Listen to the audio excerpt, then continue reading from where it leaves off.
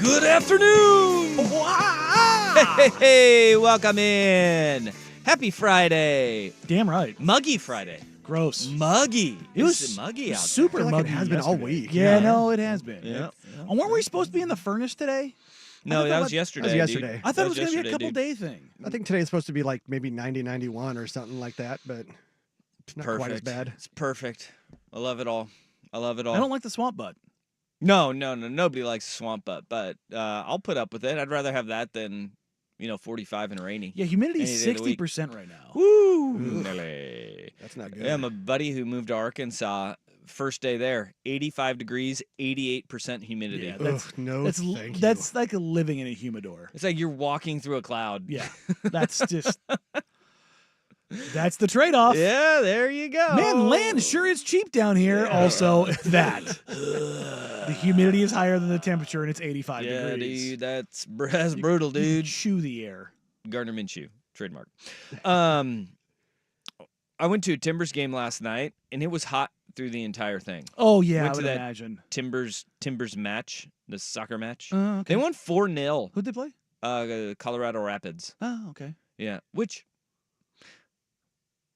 I don't think of Rapids when I think of Colorado. little but whitewater I mean, they rafting. got rafting Yeah. there. Yeah, but it's not like like Colorado Rockies. Mhm. Get it? Colorado or Denver Nuggets. Get Yeah. it? Gold Rush. So the water comes out of the mountains. Denver Broncos. Yeah. They'd have the wild horses. Yeah. Colorado Avalanche. Yeah, Kind of playing off the Rockies. You Yeah. get avalanches. but again, the Rapids- they come off the mountains. Yeah, they do a decent job, but it's not top of mind. I don't know what I would have called them. I mean, they ran out of mountain related things. That's true. You know, That's true. But I mean, even mountain adjacent, like Nugget.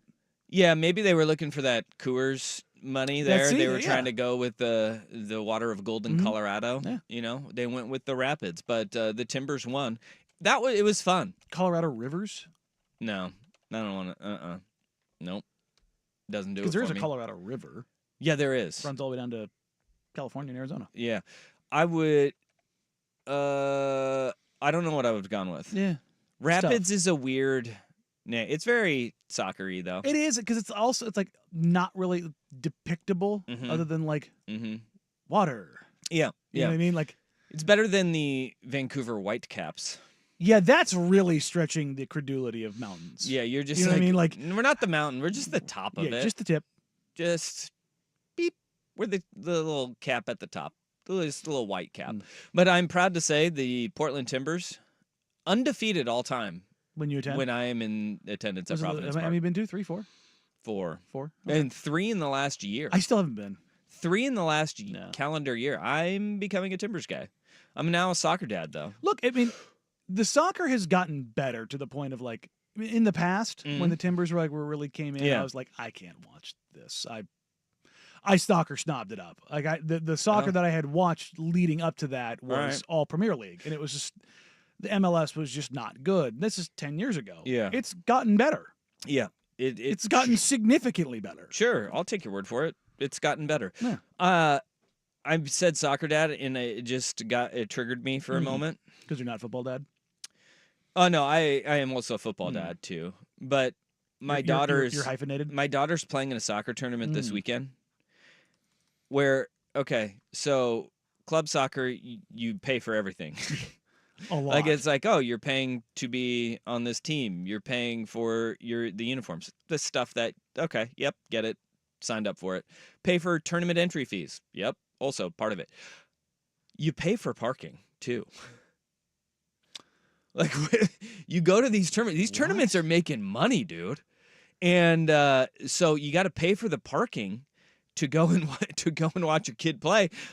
I was talking to my buddy about this last night. Ryan, who joined us yesterday, he was talking about he went up to his daughter played in a soccer tournament up in Washington where it was $20 a day for parking.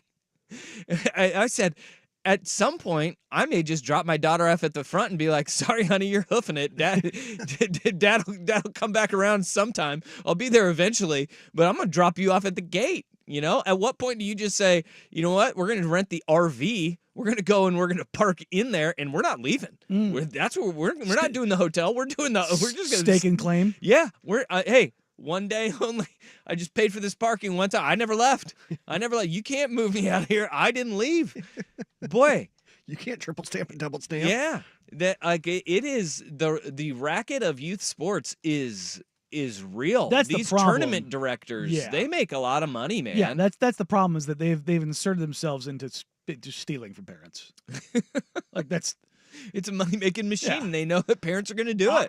What I want to see is the push back to this of people who actually give a crap about the kids going, yeah, no, it's going to be the literal least amount of money possible Yeah, to run this. sure.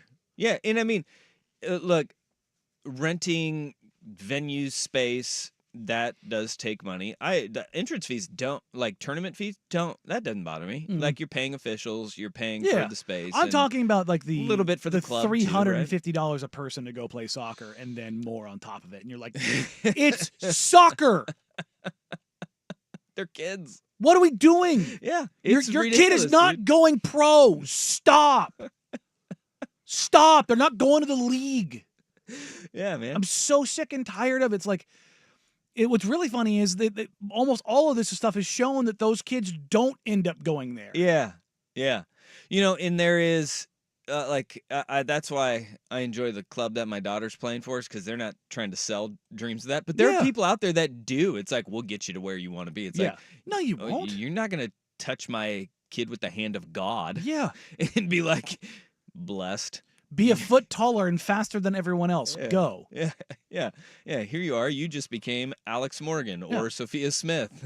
No, the Trinity Rodman. Yeah. Her dad is the best rebounder in NBA Yes. history. yes, he has two kids You could that be- are both professional athletes because of genetic. You could be just like Trinity Rodman. No, you can't. No, you can't. Oh, the freshman golfer from Jesuit that was out there at the golf course with us. Clearly talented beyond belief. She's Unbelievable. gonna go play college golf. Unbelievable. That's scholarship. Yeah. Your kid, not. Yeah. Not you. I mean, the collective you, not. That's just the reality of I'm this safe stuff. with saying that. Yeah. I'm okay with you saying that. But That's you know, okay. You know what I mean? Yeah, Like, I know. it's just like, guys, Yeah. find another scholarship. Ooh, Chess. this is a good one too. If you think soccer is expensive, this is from Vancouver Ford text line 503-864-6326. Your dollar goes further at Vancouver Ford. They treat you right before, during, and after the sale. Visit them online, vancouverford.com. You think soccer's expensive? Competitive cheerleading takes the cake on raking in the money. Like $25 for a ticket to watch your kid compete on top of parking. Yes, I had a niece that did the cheerleading thing. Good. And God. for there were big ones where the big competitions, they're charging like $50 a head to get in, right? To go and watch your kid compete for 2.5 minutes. I'm gonna go stream that like it's Deadpool Wolverine from the theater. Yeah, they'll get their money on that too. No, I'm just gonna trench coat it. Like Oh, you're gonna camera under the you're trench gonna coat. the what is it, what was the episode of Seinfeld where Kramer and Jerry are filming movies for the bootleg. Oh, yes, Yeah. pirating them. Yeah, the pirating the bootleg videos, Mhm. and Jerry gets roped in because he was too good at videotaping the screen. Perfectly stable. He had the steady hand in Yeah. there. That's gonna be Danny. At the cheerleading competition. Hey, Yeah. Danny, I'm gonna just go Just ahead and live say, stream. without a child, you wearing a trench coat into a cheerleading competition is gonna raise some red flags. He's like, I got the market on this. Yeah. They're like, sir, we're gonna have to ask you to leave. Why? What? It's not because of the camera. Well, it is, but also, why are you here? That seems problematic for you to roll in It's and the just start it's the filming collective children. we, not me going in there by myself and starting my own racket. Danny's getting dragged out of there. It's for the greater good. No, I can't wait I'm for undercutting the market. I can't wait for Danny to become sports dad because you know this is going to happen. I got a lot of problems with you people. You're not wrong. You're not wrong. Like when we grew up, when we played in high school alone, Yeah. I believe it was $105 or $110 for us to play sports in high school, if I remember right. It was right. It was just over $100. Yeah, and you know what they used to do in high school? You play 2 sports, you get the third one free Yeah. because they wanted you to play The multiple participation. sports. Yeah, they wanted you across the board, and that was like that covered everything. And the only thing it didn't cover was the physical. And if you needed help with that, there was some doctor in every community who was like, Yeah. We got you. Free physicals. Yeah, free physicals. Yeah, we got you. Now you're talking about, like I said, like 350. Like I saw this little league baseball team that came into Newburgh the other day from Tualatin. I think it was Tualatin. And 7, maybe 8 years old. Each kid had a $400 bat. Each kid had a $300 mitt. Like I'm just sitting there like, yeah. What is happening here? Well, we used to have 3 bats for the team. You think that like travel baseball is getting aggressive? I know there are people out there that are now homeschooling their kids to fit their travel baseball schedule. Not going to the league. Yeah. I mean, in fairness to the people that I know, their kids might. Okay. but at the same time, it's like that was essentially like the Bryce Harper plan too. Yeah. Like he went to junior college when he was 16 years old just to expedite the. They knew who he was. Like yeah. Like if you're Matt Holliday's kid, cool. Yeah. Cool, Yeah. go ahead. You know. But again, you knew. Wasn't Harper? Weren't Harper's parents like Olympians? I don't know about that. I thought they were athletes. I don't know. His dad's jacked out of his gourd. Yeah, like yeah. You know. Yeah. I'm not looking at my kid and going, yeah, you're gonna be a 6'4" point guard. Yeah. They're screwed. Yeah. This is a good one on the Vancouver Ford text line. Cheapest thing was golf. Oregon junior golf was so much cheaper than any AAU or travel baseball. Plus if parents interact with the kids, they get thrown off the course. Oh, mwah. Yeah. Yeah. I could see you being a good golf course bouncer. Oh God, that'd be fun. Yeah. Take it easy there, Pops. God, But that is one too. They say if you know my services are available for golf course bouncer. Ooh, all right. All right. Gladly. They say that if you have a daughter, golf Which is we golf saw. is the key. I don't remember her name. She was a freshman at Jesuit. They got scholarships. She stepped up there and hit a golf ball with a swing so pure. I was like, I want that swing. Yeah, it makes you feel bad. I mean, she swung a golf club as a freshman in high school better than I will ever. And she literally got up off a chair and did it. It was like, come on, man. Mm-hmm. You ain't had to do me like that. Yep. Yep. Man. Jeez. We earn about $10,000 a year for high school club volleyball with travel all over. Florida 2 times, Texas 3 times, and many more. That on the That's Vancouver disgusting. Ford text line. That's disgusting. Yeah.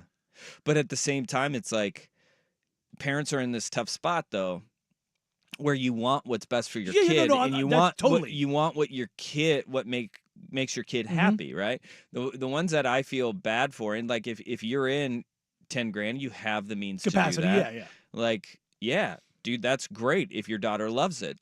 The problem is that a lot of parents are living vicariously through their kids, and it's like, no, this is the way that you need to do it, and that's just not true. It's been bared out several times over that. Yes. If Breaks you are in multiple elite, sports. you will be found. Yeah. You know, no matter what it is. Like, it's an oversaturation now. Like, Yeah. Look, man, I'm not trying to crush any kid's dream, but like, if you're not all state, on a football team, you're not going D1 out of high school. Like, that's just, unless you're going to some small, like, and I see these kids randomly. I will get a kid who I don't know follow me on Twitter, and he'll have his huddle link at the top, and I'm just like, oh. Yeah, they tell you to do that. They tell you to do that, though. I mean, just in case you want to get, like, if any coaches are recruiting you. Oh, no, for sure. I get it, but it's also like, you don't need that link. Yeah. You don't need that link. I'm not trying to crush your dreams. Go out there and Rudy Rudiger this thing. Like, but like, put your head down and grind. Yep. Go Bryce Betcher this thing. Go walk on somewhere and put in the work. Yeah, but Bryce Betcher's an interesting one though too, because like he had walk-on offers to go play baseball because his baseball season his senior year was canceled due to COVID. Right. But who, by the way, just won a Gold Glove in college baseball, which means he's the best left fielder in college baseball. He was the top-ranked shortstop and number 10 overall prospect in Oregon heading into his senior year. Which, again, Oregon doesn't produce a lot. They produce really high-end baseball prospects. But he is a great example of a guy that, like, he had the skill set. Mm-hmm. He was like, I'm going to bet on myself. I know how good I am. You'll be found. He lettered 4 times in baseball, 4 times in football, 3 times in basketball. Yeah. he was a guy that he's a freak of an athlete, and he ended up finding his way. And he went and told Dan Lanning he's going to go play linebacker for him? Yeah, he did. When they opened up walk-ons, he said, I'm going to come play linebacker for you. All right. And he did. Yeah. It's pretty impressive. Yeah. He's an impressive young man. But But again, like, that's the whole point. Like, if you're good enough, you'll be found. 100%. They're looking. Yeah. They're looking for you. Yeah. Like, they're scouring the earth for you. Like, And- that's what's happened. Like, everybody's like, oh, you need to be out there. You need to be out there. It's like, they'll find you. What's crazy is that we have consolidated our athletes to playing like one sport, right? And you have to do this, and you have to do the travel thing, you have to do this. But at the same time, recruiting has become more accessible than it's ever become before, right? You can reach out to any coach and go online and have your huddle link on your social media account. You can immediately, just say, boom, here's my film, here's my highlights. The highlights are easy to put together. Oh, yeah. A player can do it. Usually a high school staff has a coach that will do it for you, and you can put those all on there and you can get it out there. Like my recruitment was I was sending VHS tapes and mailing them places. And it was like, here's a highlight one. Here, you want full game. Here's full game on another one. And you had to send those VHS tapes out. That is not as easy as clicking a link and just going, boop.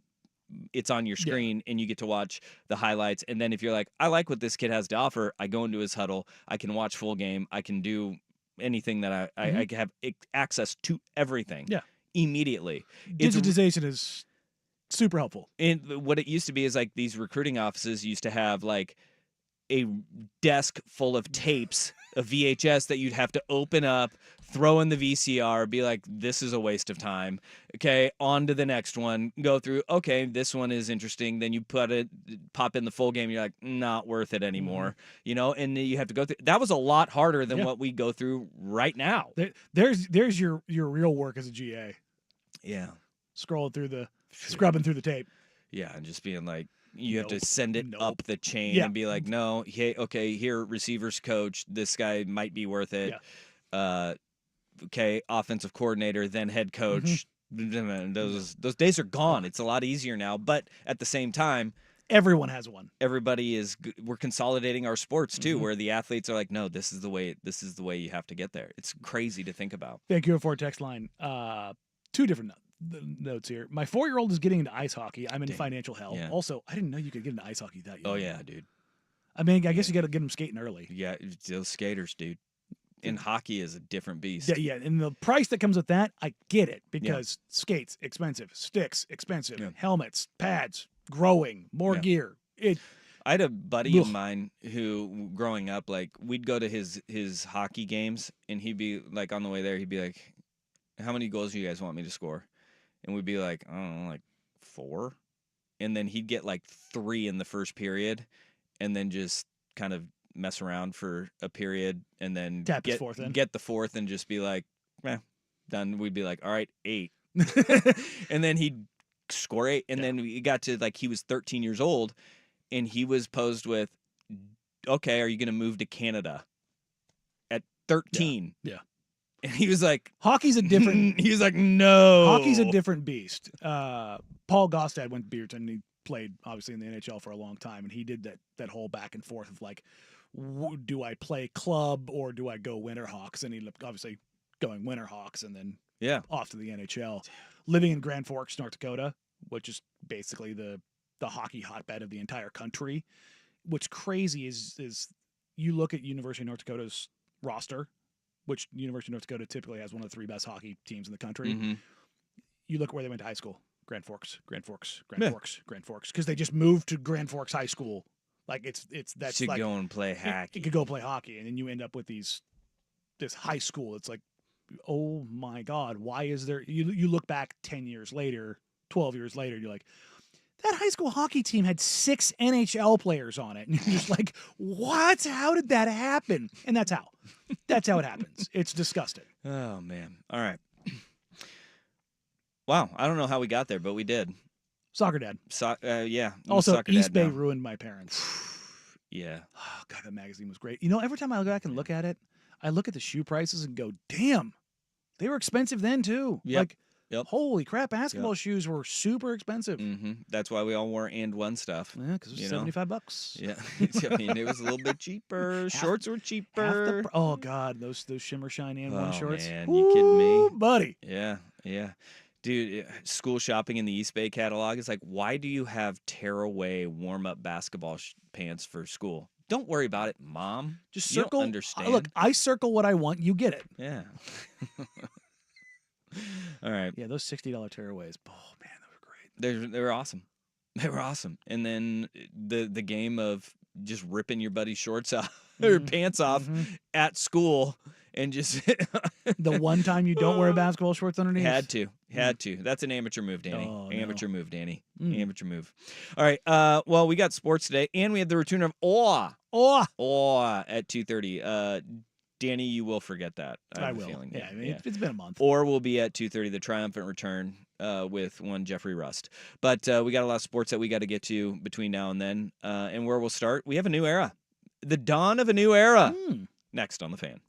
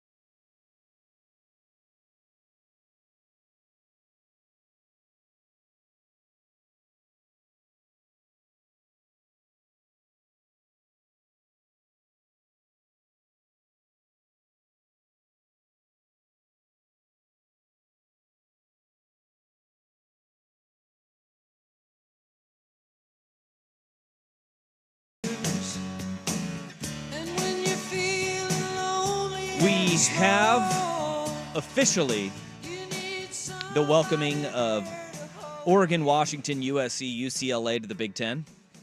Arizona, Arizona State, Utah to the Big 12 today. It's a dawn of a new era. It's a dawn of a new era, Danny. It is. Welcome videos have officially been released. And, oh, by the way, we had a lot of stolen valor. I went off on this at the end of the show the other day. I think it was Tuesday, about the Big Ten and the ACC taking credit for Pac-12 Olympians. Like the ACC taking credit for 27-year-old Katie Ledecky as an ACC athlete. She never, ever, ever swam in the ACC. Did you see the Ivy League shade? No. Ivy League, the official Ivy League account, has the updated medal count, where it's 3 silver, 7 gold, 5 bronze, total of 15 medals with an asterisk at the very bottom of the graphic. That reads, only counts medals won by athletes from its 8 founding member institutions, which, for ease of use, are all within reasonable driving distance and also haven't changed since 1954. Yeah, you also don't offer scholarships, okay? 15 ain't bad, though. For football, you don't. Yeah, no, Ivy League, yeah. Which, I mean, let's be How many honest. are fencing, rowing, and like... Do they swim? Synchronized swimming? They swim. No, they swim. They swim. Doesn't Princeton have a good swim team? I feel like they do. I think that feels right. That feels in my bones. It feels right. But good on the Ivy League. 7 gold medals. Look, I need a sport count of that. I'm effing that right now. All right. Well, we officially have the welcoming of the new members to the Big 10, Big 12, ACC today, and it's a pretty cool time in sports. It is sad that the Pac-12 is officially dead and gone as we know it. The Pac-2 will live on. But you're seeing now the way that the conferences are kind of welcoming the new members with open arms. We got the new Big Ten commercial. You know the map where they... Yes. Yeah, we got that one. Scroll all over. Yeah, it's... I never realized this until I saw the West Coast schools placed on this map. How far off they are with the actual locations of where the schools are. Because Washington and Oregon were like right next to each other on this commercial map. Yeah. And Oregon is like where... I don't know. I would say it's probably where Forest Grove is on a real map, not where Eugene is. No, they UCLA Westeros was this thing. right on the beach. It's like UCLA's not on the beach, guys. It's close. It's actually closer. USC closer to the beach, but whatever. But it was one of those moments like, hey, that to me was. Hey, the West Coast schools are actually in the Big Ten now. Now that we have that weird map thing going on, it's very Game of Thrones, Westeros. Like pull the camera out because they went like what's the island of the other side? Is Karth? No idea. I'm trying to. I have no my idea what you're Game of talking Thrones. about. You ever watch Game of Thrones when the opening credits when they do the map? Yeah, I'm gonna it's very similar. I'm gonna go out here and expose myself. I've only seen like 3 episodes of Game of Thrones ever. No, yeah. Really? Yep. That's a watch. Dude. I got in way too late in the game, and I was like, I don't know what's happening. No. I only started basically like the final season, and my wife and I too, and we just kind of binged watched the crap out of it until we caught up with the final season. Yeah. And don't get me wrong, the final season's disappointing. The first 4 seasons are some of the best. Yeah, it's ever. I'm gonna go out on a limb here too. It's not like my wife's trying to get me into the House of the Dragon too. I'm just like it's not my thing. Yeah, not my thing. I figured you to be a dragon guy though. You know, I do like me some dragons. Rawr. Yeah. He's more Puff the Magic Dragon. Yeah, yeah. Be a lot cooler if you did. It's a lot cooler for his dragoning. I'm scrolling through here the Olympians. For the Ivy League. For the Ivy League. Okay. Rowing, sailing, fencing, rowing, sailing, fencing, rowing, sailing, fencing. Basketball, Puerto Rico. There's gonna be a power lifter in there somewhere. Yeah. So there's a cyclist, All right. a rhythmic gymnast. Oh yeah. There's also one listed as athletics. That's track and field. Okay, so there you go, track and field. Yeah. I've never seen it qualified as that. That's interesting. They don't have the actual event. That's what they call it overseas. Is they just call it track and there you field go. athletics. They have a break dancer Oh, what? for Team USA, Sunny Choi. Nice. But yeah, it's Got the whole package. Got a brain and rhythm. there's a rugby player All right. on the women's team. Okay. We're not. Yeah, we're not getting out. Like, there's nothing here. There's not been one that is. Oh, well, no, it's true. They do hockey, so that's not surprising. I was like, hey, Field hockey. hockey. It's field hockey. This This is the Summer Olympics. Ice hockey is not it. This is field hockey, Field which is hockey, also a very Ivy, Ivy League yeah. school So yeah, thing to do. nothing here has been like, oh, that's surprising. All right. Breaking's it. Yeah, That's that one is the a little one. bit surprising. But basically every rowing and sailing event imaginable. Nice. Okay. There you go. Um, There's your Ivy League update. interesting tweet that I saw today about the Pac-12's going away. John Kurtz, who writes the Big 12 newsletter, apparently. He's a Kansas City guy. He said, "Please join me in extending a generous thank you to George Kliavkoff for botching the Pac-12 TV deal so badly that the Big 12 could today officially welcome the Four Corner Schools." That sucks. And then John Wilner quote tweeted that with saying, "And it only cost the Pac-12 schools around $60 million in salary for two commissioners over 14 years to be in the position to fortify the Big 12 and Big 10. I would like to extend that to George Kliavkoff, Larry Scott, and Pac-12 presidents for us being in this position today. Yep. It is a sad day for the Pac-12, but I mean, if you are a fan of any of these schools, if you're a Cougar or Beav, this sucks. It does, but that Every other also- school, this is fun as hell. Well, also that Big 12 release about being open for business and business being good, and I was a little surprised the wording that they use in the official social media post was very much, I think, aimed at "we're not done," because they said "we're not done." Yeah, they quite literally said we're open for business in a tweet, and that's one thing that they have been adamant about is Big 12 is not going to be resting on their laurels. They're going to be proactive throughout the entirety of this realignment that is not done because of what's going on with the ACC. Because yesterday there were court documents in the Florida State versus ACC case that were released that said there is an out in 2027 for ESPN to just basically wreck the entire ACC.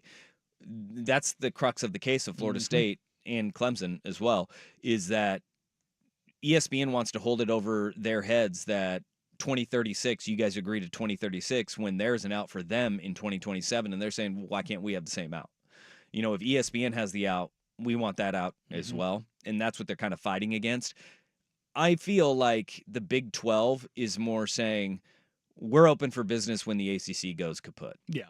And we'll start the bidding war. We're going to start peeling off those schools because what is one thing that they have long said, and their additions in this conference have backed that up. They want to be the preeminent basketball conference. And you're telling me that if the ACC goes away, they're not going to make a run at Duke, North Carolina State. They are going to want that. Yeah. They are going to want to be proactive and going and grabbing those teams, because could you imagine a basketball conference that has Kansas, Arizona, Duke, North Carolina in it? You just stop there, and you don't have to go any further. Like, that alone is terrifying. And oh, by the way, some of the schools that they would peel off as well in this is NC State, which I don't know if anybody followed. They had a hell of a run this past year. They've been very good over the last 7 years. And they also have the additions of, schools that have made runs in the tournament in recent memory. Cincinnati, BYU, Central Florida. BYU is right now a finalist as of this morning to land the #1 recruit in the next class in AJ DeBonsa. That seems good. That seems good. I tweeted out this morning. Interesting list of schools because they're almost all Big 12 schools. Yeah. Yeah. That would be good for them. I'm guessing. Also Baylor in Houston. Yeah. Really good basketball programs already existing in the Big 12. Texas Tech has had their runs. I mean, yes, they want to be a basketball power. They're getting it done. They're going to be open for business. But it is a sad day for the Pac-12 as officially the 10 schools are gone and off to their new homes. Leads a big question, though, for the schools that are heading to the Big 10, especially locally. What does each school need to focus on to thrive in the Big Ten for football success this year? After Rust with SportsCenter. Now, from the Fan Sports Desk, a SportsCenter update on 1080 The Fan. This update brought to you by 808 Hawaiian Restaurant. Your favorite spot for island grinds now has 3 locations: Woodstock, Burnside, new in Beaverton, and always online at ate-oh-ate.com. First on The Fan, round 2 of the Olympic men's golf tournament is in the books. Xander Schauffele, Hideki Matsuyama, Tommy Fleetwood all tied at 11 under par. John Rahm all alone in 4th at 9 under. Scotty Scheffler 6 under par. Jason Day and Rory McIlroy are 6 off the pace at 5 under. Colin Morikawa and Ludwig Oberg at 4 under par. And former Duck Wyndham Clark with a 3 under 68 to get back to 1 over. On the hard court, Canada and Spain had a tight one in Group A play. Canada holding on for an 88-85 win. Shai Gilgeous-Alexander with a game-high 20 points. And currently underway, 3:35 left in the second quarter. Germany opening things up on France now with a 37-23 lead. They are being led by Franz Wagner's 13 points and 12 for Dennis Schroeder as well. Victor Wembanyama for France struggling a bit. 2 points on 1 for 5 shooting from the field, but he does have 8 rebounds. U.S. men's soccer done in Paris. They lost 4-0 to Morocco. Over on the Diamond, the Mariners start a 9-game homestand tonight with a 3-game set with the Phillies. 6:40 first pitch on Root Sports and MLB Network. Brian Wu starting for Seattle. Tyler Phillips for Philadelphia. Mariners and Astros in a virtual tie at the top of the AL West. More sports scores and stories in 30 minutes. I'm Jeff Rust at the Fan Sports Desk. Listen live or on demand on the Odyssey app, the Fan's desktop player, or tell your smart speaker to play 1080 The Fan. Got a smart speaker? It's The Fan in your office and every room of your home. Tell your smart speaker to play 1080 The Fan.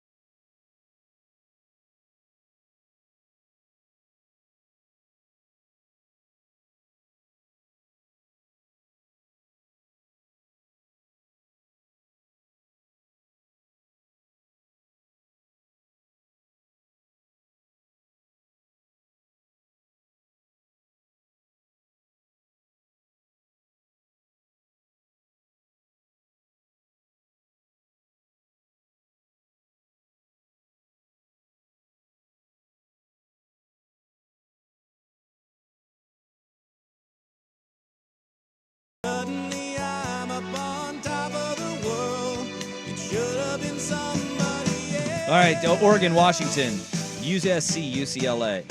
They are all now members of the Big Ten, walking on air. They're going to be walking on air a lot across the country. A lot of travel, my friends. A lot of travel.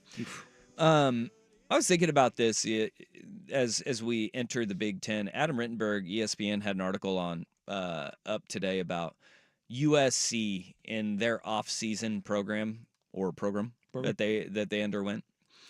And did you see how much weight they have collectively gained as a team? Yes. 1,450 pounds. Yeah. If you have, you have 105 guys on the roster, that's 14 pounds per guy. Which is not almost insignificant. And I showed you off air Wednesday, Zach Branch, what he did in the past 6 months. And it's like, oh, sweet Jesus. And that's what kind of sparked this whole thing, because USC is in desperate need, and not just Zach Branch, who is on the outside, but specifically in the trenches. Yeah. They need more size up front. Yeah, because it's Bear Alexander, and then you're like, oh boy. And they were talking about a right tackle that is now moving to center, and he went from 295, and they put 15 pounds on him this offseason. And look, when you were in college, I think, and you were an athlete, and now you have meals year round, it's a lot easier to pack weight on these dudes, right? It is not out of the question to see a 2-year transformation of a guy go do the Jeffrey Bossa, right? Gain 40 pounds and go from playing safety to playing linebacker. Yeah. That is, when you have that frame, when you have that body, it's easy to pack the weight on now, more so than ever before.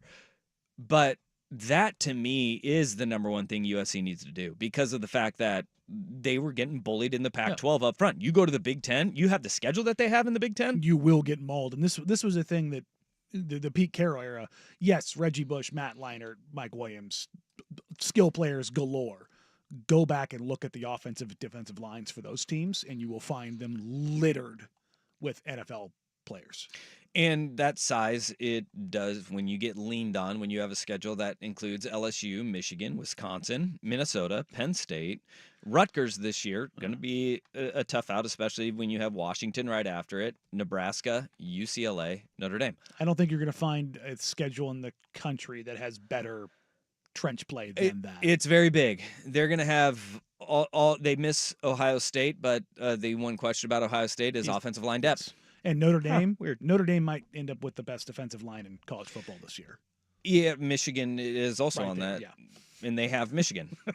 Week 3. So size up front is 100%. USC, they need it desperately, and they need depth, because going through the gauntlet that they have and what every team will go through, you're going to have tough stretches throughout the Big Ten. And for success this year, I look at UCLA.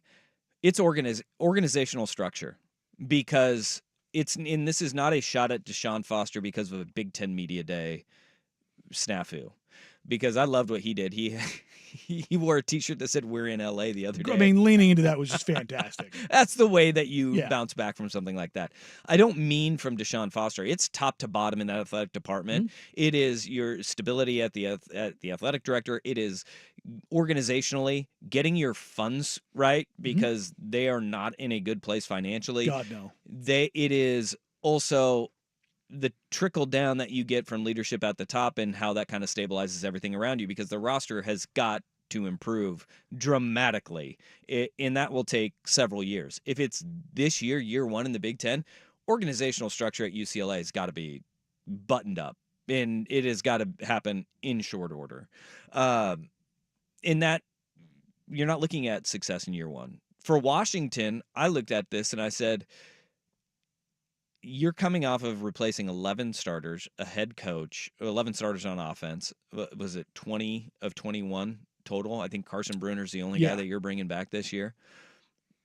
To me, success for Washington, you have a transfer in Will Rogers, who came from Mississippi State, and he thrived in 2022 with Mike Leach as his head coach. Last year, they took a massive step backwards and you as got a whole team. Pocket bowling ball running back.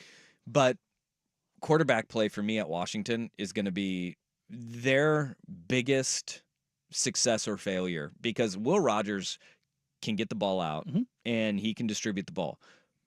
But he is not athletic. And Michael Penix Jr., for as banged up as he was, his offensive line protected the hell out of The him. best offensive line in the country last But year. he was also able to, he wasn't a runner, but he would slide, move. Keep plays alive.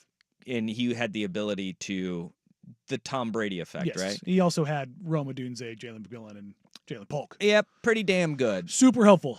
Somebody's coming free. And he had a howitzer for an arm. Yes. And he would put the ball in spots where you were like, good Lord, that's the only place this guy could get it. Will Rogers' biggest issue at Mississippi State is accuracy.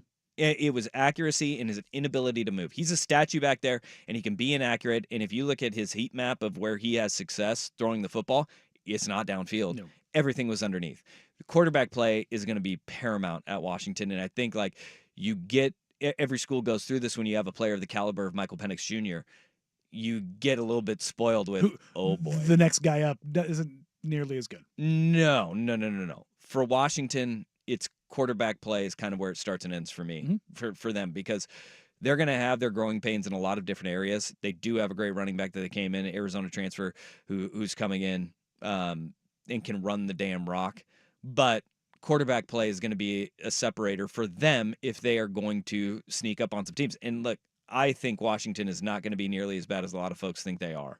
From the beginning of the year to the end of the year, they will look like a different team because Jed Fish has assembled a staff that is where they thrive, is player development, and they have got some wickedly smart guys, X's and O's wise, on that staff. For Oregon, it's not like the players on the field, you know it. It is getting used to physicality every single damn week. There is no like, oh, exhale. There's and no moment. finesse team in the Big Ten. And getting used to that is a different animal. And you have to go 13 weeks all the way through. You have 12 regular season games. You have your bye week in there. You have got to be ready every single week in the Big Ten for a physical fight. And I think it doesn't matter if it is, Ohio State, Michigan, or if it's Illinois. Brett Bielema, his team is going to be physical. Yeah. We know that about Brett Bielema. Illinois of all teams. So yeah, right. But they're good. And you have to be ready for that. Yeah. It's not like in the Pac-12 your off week was, we may get snuck up with the team finessing us to death, right? Right. You would get on the edge and get a little loose. The only time you worried about that was when you were playing Stanford when David Shaw was the coach. Yeah. But I mean, or Utah. Stanford, but they were really good. We're going to pound you in the face, and you knew that week after you played Stanford, the week after you played Utah, that lingering effect. Yep. Well, that's the Big Ten. Every single week. The change is you're not going to get guys that are going to get on the edge and murder you all over the Big Ten. Now, not all over it, but you'll get it. You'll get it. Yeah. Ohio State will get you. Michigan has the opportunity. For sure. But there is going to be, yes, you have to deal with the physicality, but also you're not going to get stretched sideline to sideline 53 and a third in a sense of they want to play in the phone booth. Mm-hmm.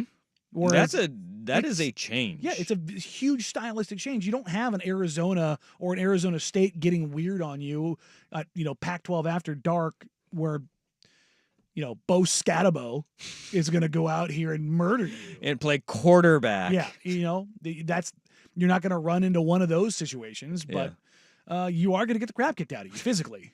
That's going to be the biggest adjustment, and that's life in the Big Ten as we turn this chapter, and they're officially members of the Big Ten. The Duck did his tour of the Big Ten offices today. But he's been all over the place. He's been caught in Iowa, Nebraska Wisconsin. Media Day. He's making the rounds. You see, he went through. They have all the helmets, little mini helmets lined up. Mm-hmm. He went and put Kleenex over all of the I other didn't helmets. See those. Perfect. They're doing a good job of making their presence felt. Look, man, their marketing is top notch. Yep, they've done a really good job in that regard. All right, hey, disaster avoided. This is good. A little sigh of relief, but also a big question mark heading into this season. Danny and Dusty on the Fan.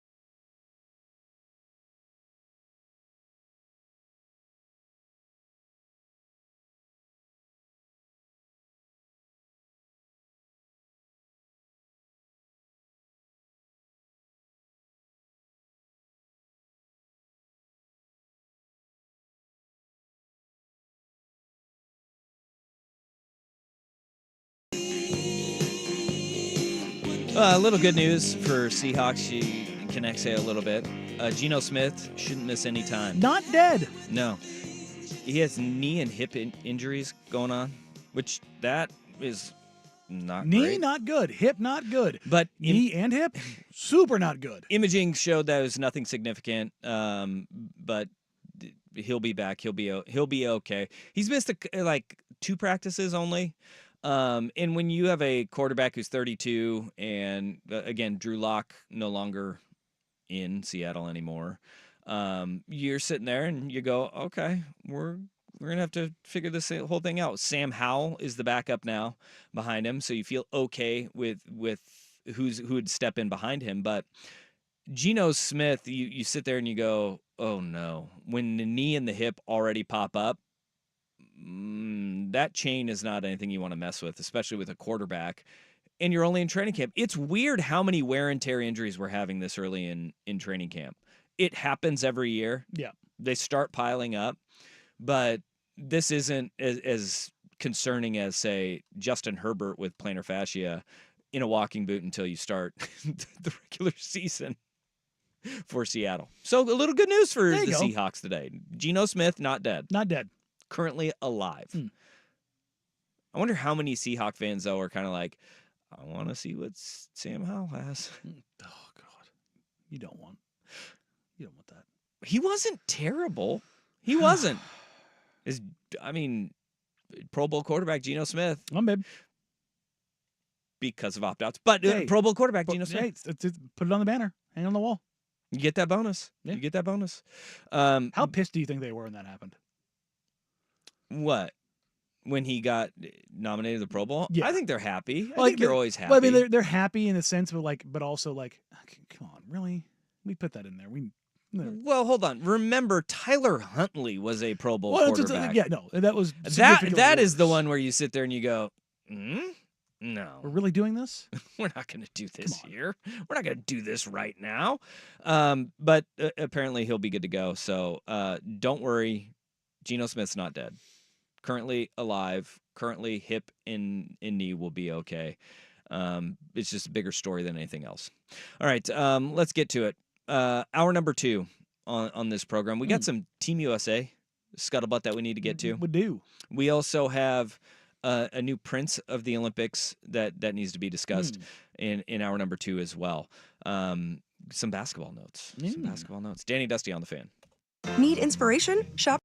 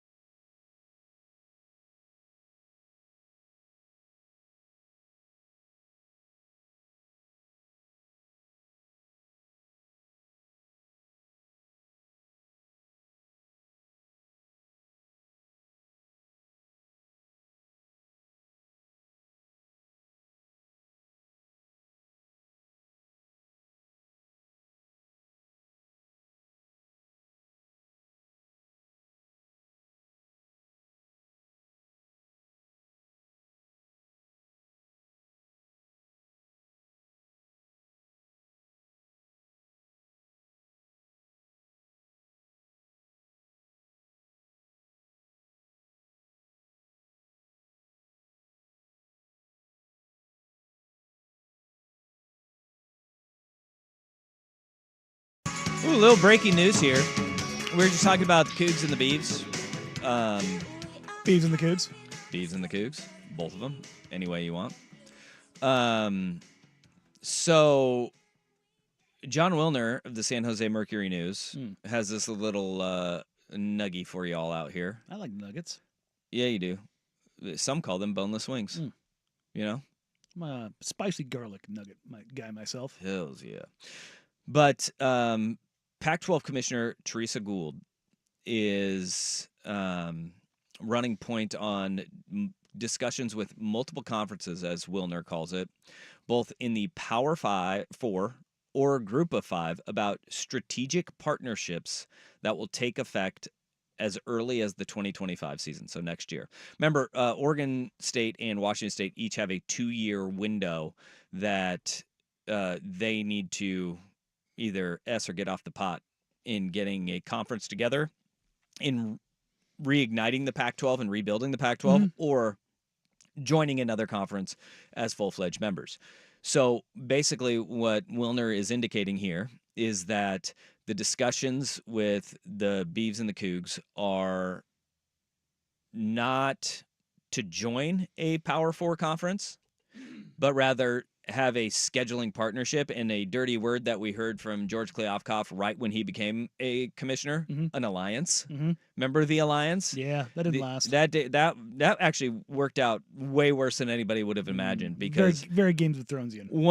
One of their alliance partners, the Big Ten, said, we're going to take USC and UCLA. Yoink.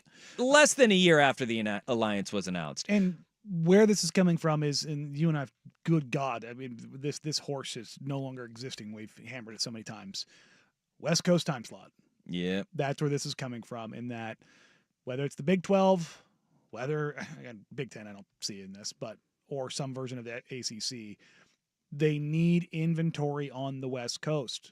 Yep. And that's what Oregon State and Washington State can provide. And as long as they can be that, that is going to be an option, because your other options out here, Fresno State, San Diego State, they just UNLV, it's not alluring. No. There is a significant downgrade in those Mountain West schools. So buried in here is that the Big 12 is not interested in adding Oregon State or Washington State. That is something that has been kind of the pipe dream for the Beavs and the Cougs, is like, hey, maybe the Big 12. And when the Big 12 today announced their Four Corner Schools members in Colorado, Utah, Arizona State, and they had the tweet saying, we're open for business, that gave a little bit more of those rumblings of, oh, maybe there's a chance.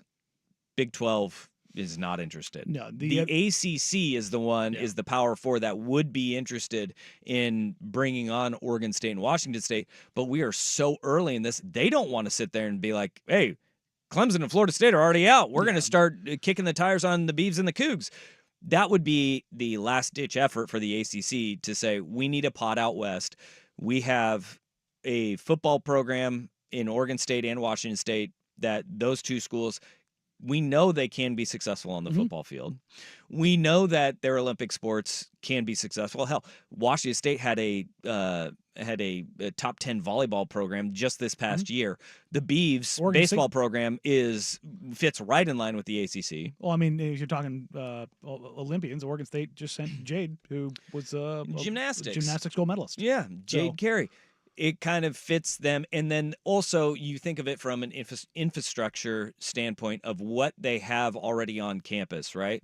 One thing that the Pac-12 did do, because they ran their own network, is you had the ability to have studios on campus, and you are already a big time Power 5 equipped university. Yes. A lot of these schools just aren't. No, and really the only school in the Pac-12 that wasn't was UW. Yeah. And they had that was part of their moving to the Big Ten, is they had to go build that up. They had, and everybody else, because sports media education is so big at the Pac-12 schools, whether it's at Oregon or USC or UCLA or Stanford. Stanford obviously has ties because it's the Bay, and Pac-12 media is already down there to begin with. And at Stanford, they have more money than God. But up and down the entire Pac-12, all of these places have high-end sports media sports journalism schools. Yeah. And so they have all these infrastructures built up alongside the Pac-12 network. And that is actually something that is a reason why I was like, why is the Pac-12 network still going? This is why. Because they don't want to shutter everything and go sell off all the equipment, because that's actually a viable thing for them, because they have millions of dollars invested in this equipment, in personnel, in contracts, in filming spaces, in office spaces. Like, all of this stuff actually has tangible like value. Yeah. To the ACC or to anybody else who's looking at this, because the thing that matters most about all of this stuff is the media. Yep. And so if you have those abilities to tie those things in without needing an influx of it, the way that SMU is like, we'll foot our own bill. Mm-hmm. This is like Oregon State and Washington State's own way of saying, we'll foot our own bill in the media stuff. You guys don't need to give us $15 million to go build a studio and build spaces up and hire people and do contracting work and do all this. Like, we have all of that already. And like, you don't even need to change anything. You just tell us where to send the feed, and we're good. I'll tell you one thing, though, that is dicey about this for the Beavs and the Cougs is that if the ACC does collapse, if the ACC sees reshuffling in the next 12 months, this is not an issue for the Beavs and the Cougs. If the ACC and their lawsuits with Florida State and Clemson go beyond that 2-year window, right, that the Beavs and the Cougs have to get their business in order, right, and join a new conference or rebuild the Pac-12, that's where this thing turns into a very slippery slope. The good news for Oregon State and Washington State is that it does seem that Florida State is very motivated for this thing to be resolved within the next year, because they want out. They don't really have anywhere to go, Big 12, but they want to get this thing done quickly, and that may benefit the Beavs and the Cougs in a potential ACC landing spot. Not ideal, but at least you're at the table. Yeah.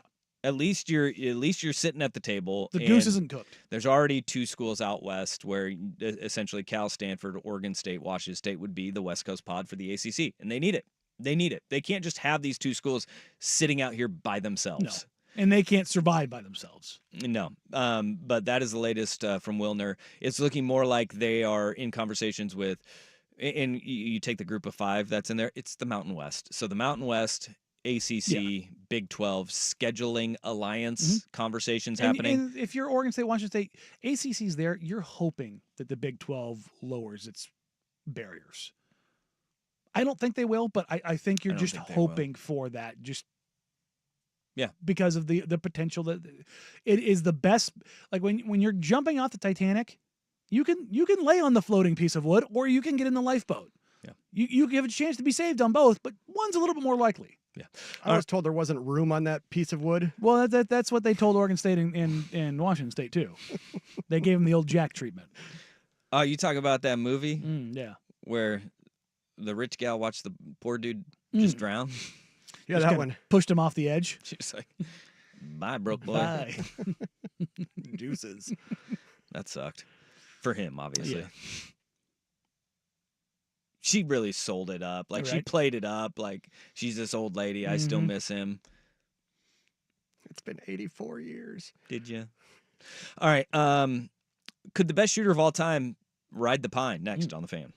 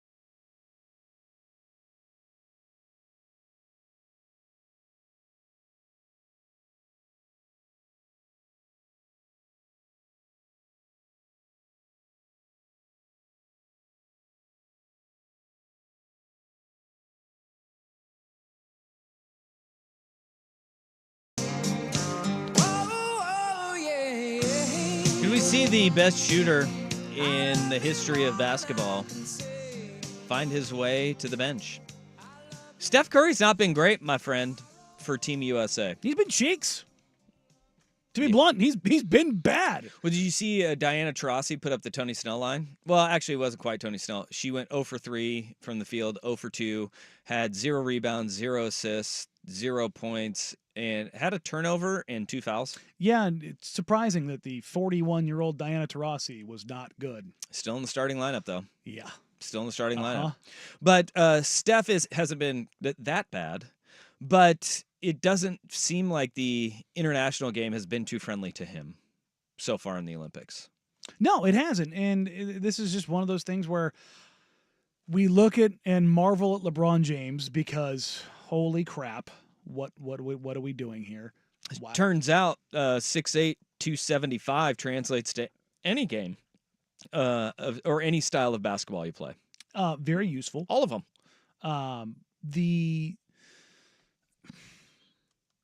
The idea, the nature of LeBron James is like, oh yeah, no, he can do it. Therefore, everyone.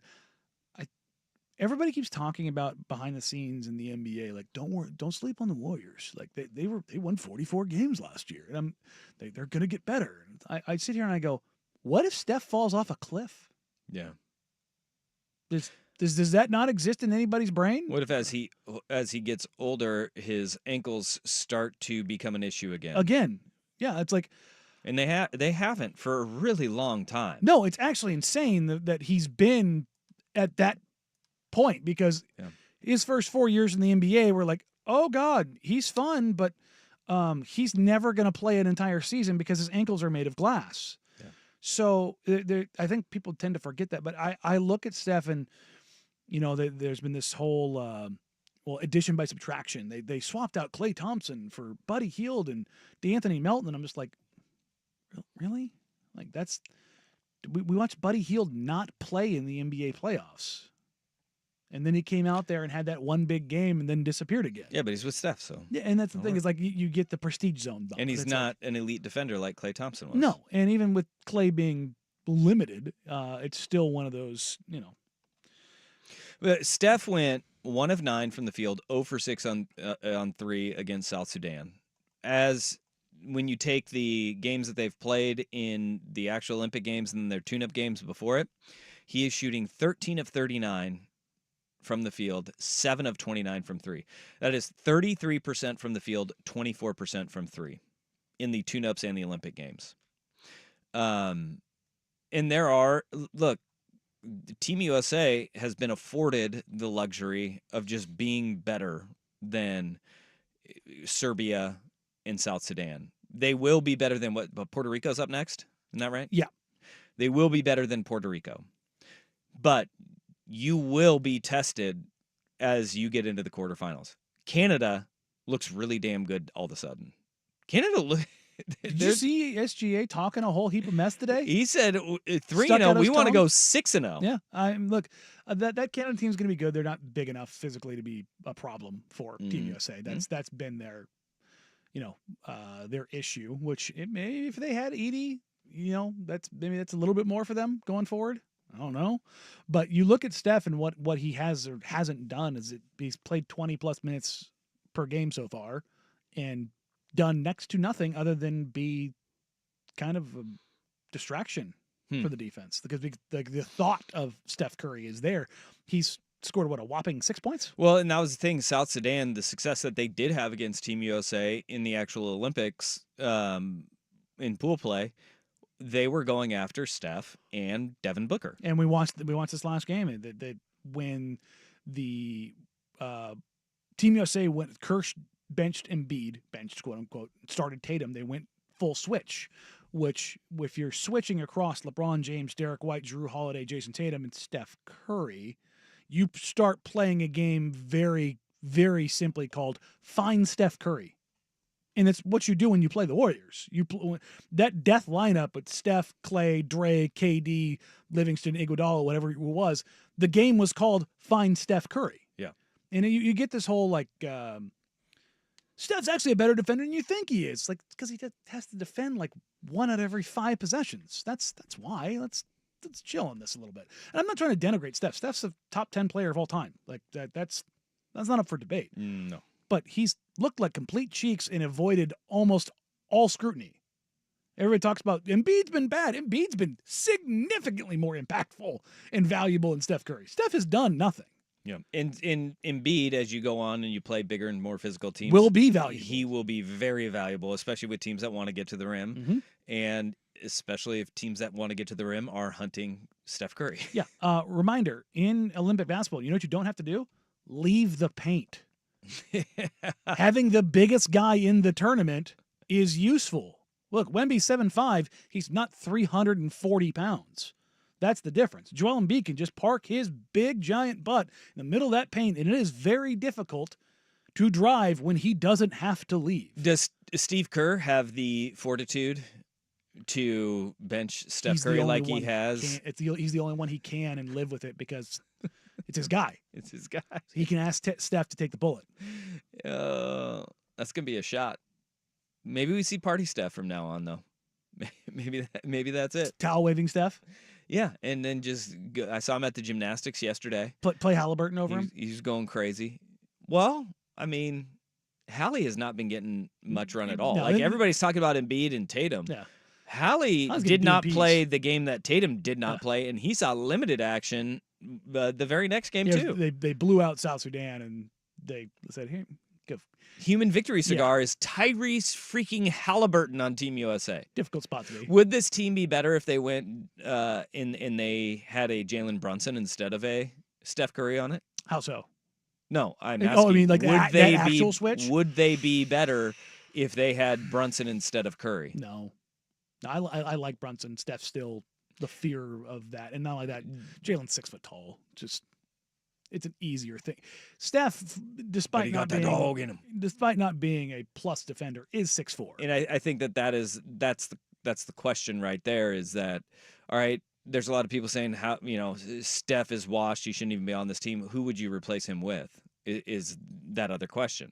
Because if you look at the premier point guards in the NBA, not a lot of them are American. Do you put Kyrie? Kyrie, but they didn't want to have him because of the whole heap of crazy that he has. With what's going on in the world as him. it pertains to Israel and Palestine, I don't think having the guy that threw the anti-Semitic video can't do that up was a great idea, Bob. Can't do that. No. So then you go, all right, what did the next best? Well, he's not a point guard though. You got to go positionally. You don't though, because LeBron just takes over. He's your point guard. But then it would go down to Brunson. And then Dame. Yeah. But Dame gives you the same defensive struggles where they would hunt Dame like they would everybody else. Where I've planted my flag is Team USA basketball, men's and women's screwed up by not putting Cooper and Caitlin on the teams. Well, Caitlin Clark, I think we're seeing that they screwed up. The least attended game at the Paris Olympics for women's basketball was USA versus Japan. I don't think that would have been a problem. Nope. If Caitlin Clark was riding the pine. Nope. No. So, all right. Okay. Well, do you think Steph gets benched?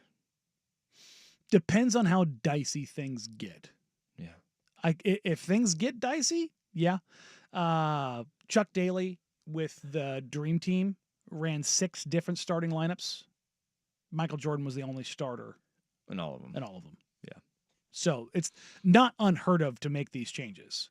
In fact, it's probably more likely that you make these changes. That way you can keep all the egos satiated. If everybody's taking a shot except for the best player on the planet, who Michael Jordan at that moment in the world took Magic Johnson's soul and said, no more. Basketball is mine now. This is mine now. And that's what Chuck Daly saw and went, I'm the captain now. And Chuck Daly went, all right, bet. Because he kept what he killed. Those practices are legendary now. Yeah. They've released them, and you watch Michael Jordan take apart top 15 players of all time piece by piece by piece. And you go, yeah, there's no denying that. I don't think you have that in this group. Like, you've got LeBron, but everybody just kind of cedes that. But LeBron still takes it. And he runs with it. Yeah. And it's not a soul snatching LeBron has never been a soul snatcher like Jordan was. Like, that's just never who he has been. But you watching these games, everybody just turns to LeBron and says, "Help." And he Windhorst, does. Well, Windhorst said that at practice in Vegas before they left, LeBron in the very first practice dunked 20 times, and Grant Hill had to be like, "Bro, chill, Simadana. chill, like save those." And Braun said some version of, "I don't save these because if I don't use them, that's how I lose them." Basketball coverage on The Fan is presented by T-Mobile. Switch to T-Mobile and you can get tons of benefits and still save on every plan versus AT&T and Verizon. Use their savings calculator to find out how at T-Mobile.com/switch. Coming up next, worst day on the web. And look, man, I'm not saying it. Maybe there's a judge in the pocket in the NFL. But first, here's the Big Kahuna, the Sports Center update. You ever had a Big Kahuna burger? Now, from the Fan Sports Desk, a Sports Center update on 1080 The Fan. Jeff Rust here with your Sports Center update. First on The Fan, round 2 of the Olympic men's golf tournament is in the books. Xander Schauffele, Hideki Matsuyama, Tommy Fleetwood all tied at 11 under par. John Rahm is 2 strokes back at 9 under. Scotty Scheffler 6 under par. Jason Day, Rory McIlroy 6 off the pace at 5 under par, and Colin Morikawa and Ludwig Oberg, are at 4 under. On the hard court, France and Germany are still underway. We are in the fourth quarter. 69-55 is your score. Germany leading the way. And for Germany, Franz Wagner, 26 points, and Dennis Schroeder with 21. Meanwhile, Victor Wembanyama for France, 7 points on 3 of 9 from the field, but he does have 10 rebounds. Canada and Spain had a tight one earlier this morning. Canada holding on for an 88-85 win. Shai Gilgeous-Alexander with a game-high 20 points, 18 for Andrew Nembhard, and 16 for R.J. Barrett. The Mariners start a 9-game homestand tonight with a 3-game set with the Phillies. 6:40 first pitch on Root Sports and MLB Network. Brian Wu starting for Seattle. Tyler Phillips for Philadelphia. Mariners and Astros in a virtual tie at the top of the AL West. More sports scores and stories in 30 minutes. I'm Jeff Rust at the Fan Sports Desk. Listen live or on demand on the Odyssey app, the Fan's desktop player, or tell your smart speaker to play 1080 The Fan. The inside story on the Blazers, Ducks, and Beavers. Danny and Dusty. Weekdays noon to 3 on the Odyssey app and 1080 The Fan.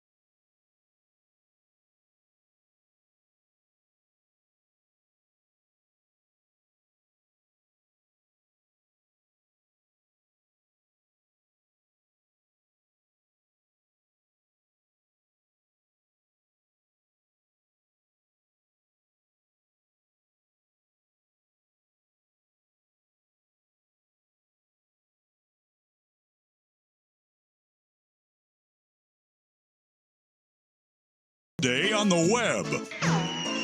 with Danny and Dusty on Odyssey and 1080 The Fan. Well, that sucks. We the people have been wronged. We have been wronged.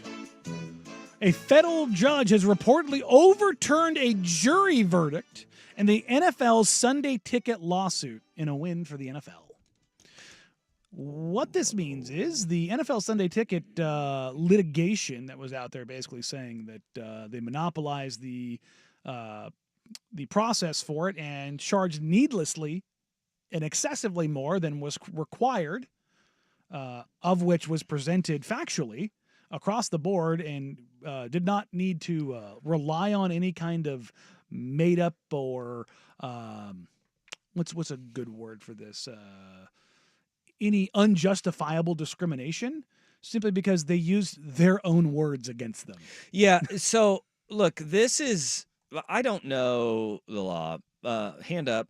I am not a lawyer. No. I do not. I pretend to be one. I do not know the law inside and out.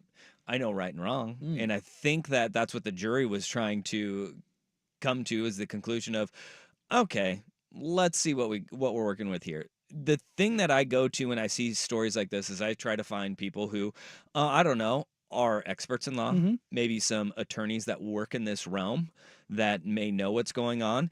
And that led me to Rafi Melkonian. He is an appellate lawyer, okay, in Houston with a Fifth Circuit and Texas appellate practice. So he is a man that works in this realm quite often, right?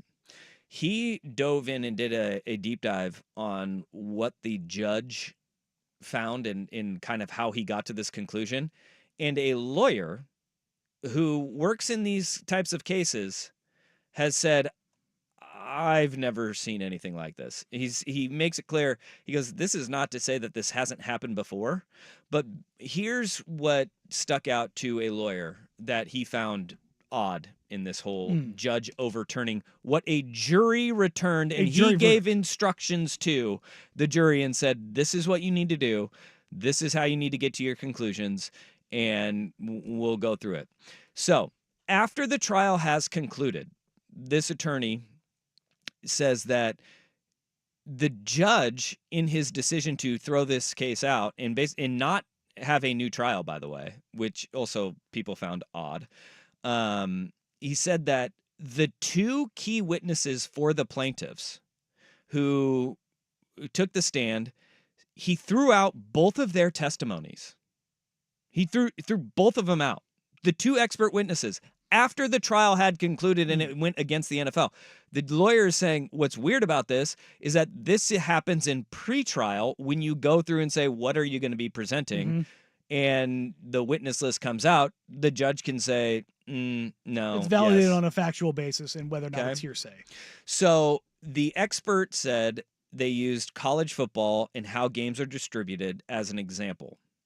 They said they used an expert to calculate how much harm the NFL was causing through the Sunday Ticket. And the expert went through, and the judge would have known this through pre-trial, that they were going to be using college football and how games are distributed. Okay. The judge said that the college methodology didn't take into account distinctions between college and pro football. They're both multi-billion-dollar television entities. And they're the only ones in existence in the entire world. So, yes, if you're going to draw parallels or similarities, you need to use the other one. Okay. The court also excluded the plaintiff's second expert because he could not explain why consumers might have been willing to pay more than what DirecTV was pricing the streaming service without an underlying subscription. So because the second witness could not explain why people might be willing to pay more, they struck his entire testimony from it. That doesn't seem right. That sounds like that maybe he got a brief from somebody who may or may not have worked at the NFL. Just going out on a limb here. So when you take your two expert witnesses and you exclude them from any of the testimony, the judge said the plaintiffs had no case. The two expert witnesses that were both agreed upon by both parties prior to the trial and the pretrial process that were allowed to go to the actual trial and present their case and their evidence to the jury that were able to then take the evidence and come to a conclusive verdict that was ratified by the judge and no longer good. And oh, by the way, the judge sat through this testimony and listened to it all and wasn't like, this doesn't make sense, and didn't clarify any of it. So he could have had the opportunity to stop it, right? But he didn't during the weeks and months of pretrial and the actual trial itself. So then why he threw out the settlement, which was $4.7 billion, he says that the jury did some, quote, reverse engineering to figure out how to do it. He gave them instructions and told them what to do, and they did it. So how dare you follow what I told you to do? He said that this attorney, again, that I'm getting this from, says that if this is correct, then that means that from what the judge said, that they ignored the judge's instructions, so the damages are all wrong. It sounds like they followed the judge's instructions. There are lawyers that work in this realm that are saying, I don't know how you get to this point. And I don't know either. I think it's a lot think it's the number one basketball recruit in the country ending up at BYU. Yeah. It's the same thing that gets them there. I don't A distinct love for the mountains. I don't get it, but what I do understand is that a jury, and this is how our courts work, they came to a conclusion. The judge allowed the two experts to take the stand, allowed them to distribute all of their information that the lawyers, both the plaintiffs and defendants, were cross-examining them, allowed all of it to go into the court and go into the court record, and the jury, nothing was like that the jury ruled on was stricken from the record at all. No. He just said, I'm out. And the other part here that we have not mentioned seems kind of weird is that the judge is also not recommended this for another case. So it's like, whatever I say wins, that's it. We're done. Yeah, that's crazy. Also, too, I believe I saw that this particular judge is retiring in October. Oh. All right. Is it to a private estate in Belize? Right. Does he gonna have I don't know, those PSA licenses at MetLife Stadium that are $25,000 a piece? Yeah. You gonna have any of those? Yeah. I don't know. This is everybody that, whether it's legal journalists or, lawyers or just journalists, they have not. I don't know how you can read this and not even understand legalese. Like, you don't have to be familiar with, the Princeton law books. I don't know how you can read the facts across the board, and not go, this stinks. Like this, this is the kind of thing that like a whistleblower should be coming out over. Yeah. I don't know how you can reach any other conclusion. Do you? I don't know. Like, there's nothing in here almost like, oh yeah, no, I get it. What the judge did here is that they drew the line from here to here, and okay, like, even if I don't necessarily agree, okay, yeah, no. There's no, like, this isn't like a precedence case where, well, no, actually, and you can cite these exact examples. As you've said, this lawyer was like, this is an unprecedented, but there isn't a case of precedence for this. Yeah. Well, so I don't understand how you can draw these lines. Stinky. Yes. Yeah, and there were also several opportunities for the judge to intervene prior to the jury's ruling, right? And throw the case out. Because the NFL had tried multiple times to do it, and they didn't do it. Because it's going to cost them hundreds of millions of dollars. At no point did the judge say, no, you guys are right. It was until after the fact. It seems very weird that all of this happened, and then apparently, like, if there weren't antitrust protections with the NFL, this ruling could have been 3 times higher. Mm-hmm. Is what the lawyer bros are saying on the internet. Because the thing about this is that when I opened this up, I said they used their own words against them. I feel like we're getting hosed. Those words that were used were that they knew that they could have it cheaper, that the product could be made cheaper and be more readily available, but the NFL went against that, which is a violation of the antitrust laws, and said, no, we want it to be a premium product. Jack the price up. We don't care. Yeah. Yeah. I don't know, man. I feel vindicated by saying, no, that's too expensive. Yes, it is. Somebody did the math on what it would take to watch every NFL game out of market for your team. It's $650. To watch every if your team, if you like, Yeah. if for you and me, you want to watch the Patriots, I Yeah. want to watch the Raiders Yeah. out of market game, without the benefit of like me getting a Raiders game picked up. All Sure. All ever of games. None of them are on TV. Yeah. Like, if we're being quite honest with ourselves, the Raiders probably shouldn't be on our televisions. No, and yet they will be because West Coast national brand. $650 across YouTube TV with the NFL Sunday Ticket. Any other potential blackouts to get to Peacock and to Amazon. So So you go across- Thursday and Peacock game exclusives, all that stuff. To get all of the exclusives, the necessary price was $650 to watch every one of your games.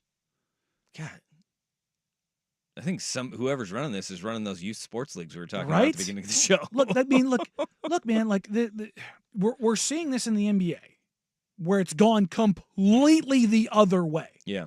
Whether it's in Phoenix, where you get a streaming service to watch every single non-national TV game for $120. Mm-hmm.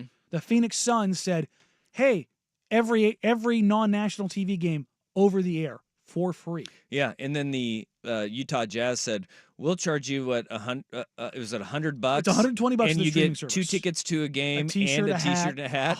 2 hot dogs, 2 drinks. Which, if you take that away, it goes down to like, if you just even for like the cheapest tickets, cheap like $20 for a T-shirt, $10 for a hat, dogs and drinks. Like if you took all that away, it was basically $40 for all of the games. Meanwhile, NFL's like $650 to watch your game. And I think this judge is just saying they can. So people are doing it, and they're going to keep doing it. There will be lawyers because there's going to be a group of lawyers that's going to look at this and go, "This is prime for X." More lawyers. Yeah, and this is billable hours, baby. I just love when you see a story like this and it pops up, and then you're like, that doesn't seem right. And then you go and you start sifting through what the actual lawyers who translate it into normal person lingo, and you're like, oh, good. It doesn't seem right. It's not right. Yeah. This is weird. This doesn't happen all the time. This is as suspect as I think it is. I also hate it when I go, this doesn't seem right, and then you go through and you're like, oh, so they did get it right, because then I feel dumb. That one hurts. Then you feel dumb. Like, oh. You know, this makes my small brain feel very smart. You know, what else doesn't seem right? Huh? A 6'4", 250-pound running back on cocaine. What? Coming up next on Danny and Dusty. It's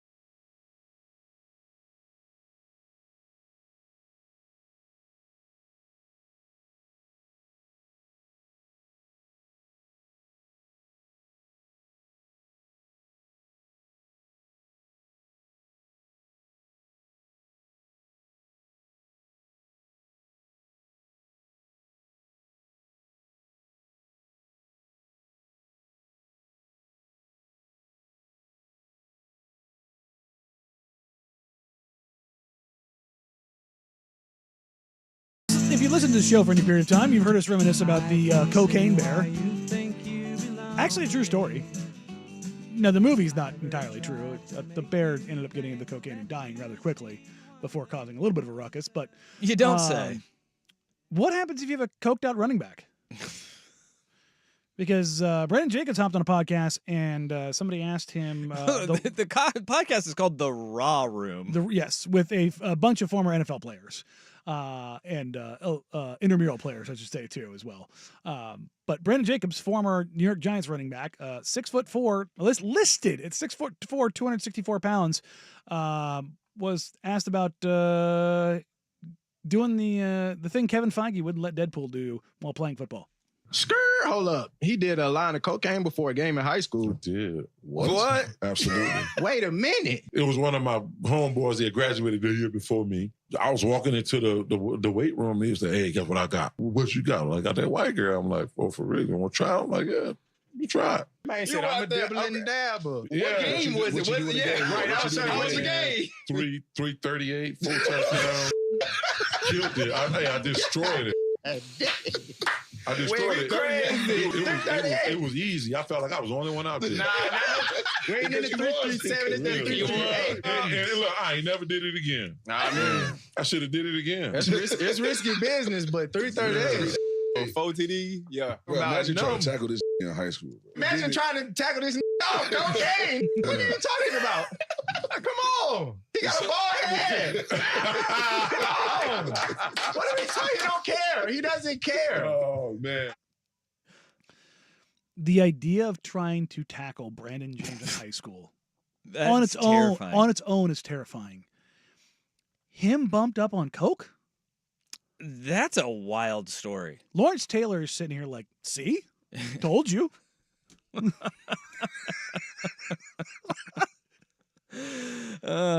Two Giants greats. Right? Two Giants greats. Holy smokes. And the fact he goes, never did it again. Should have done it again. I mean, goodness gracious. Man. He was from Georgia. Listen to his voice. Yeah. I'm trying to figure out his recruiting profile from high school. Brandon Jacobs was 6'1", 230 pounds in high school. That's good Lord.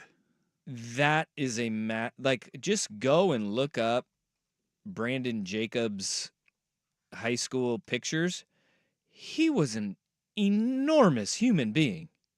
I mean, in high school, it's like watching a grown-ass man, and then you pump that dude full of coke and send him out on the field. That is the most wild thing that I have heard in quite some time. Like, it's not because we heard the Lawrence Taylor stories, right?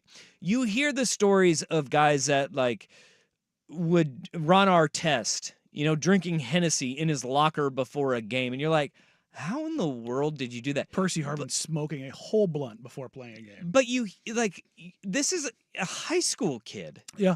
A high school kid doing this is I have no idea how anybody brought him down in high school, and then you add this to it. Dear Lord, Brandon Jacobs. I mean, just 338 and 4 touchdowns. And he goes, I felt like I was the only one on the field. And 4 dumps. My goodness, and a man. gallon of water. What a wild tale to just be like, yep, I think it's time to share this one now. It's been 20 years. I think I can, I feel like I'm in a safe space. You imagine that man running you over, ripping his helmet off and rubbing his gums? I want to know more about the guy that, the guy who graduated the year before. And brought the coke back. Who's in the weight room before a game and is like, hey, guess what I got? How many guys did he ask that to before Brandon Jacobs was like, yeah, I'm in? I want to know the score of that game. Was the entire team just coked out? Jeez Louise.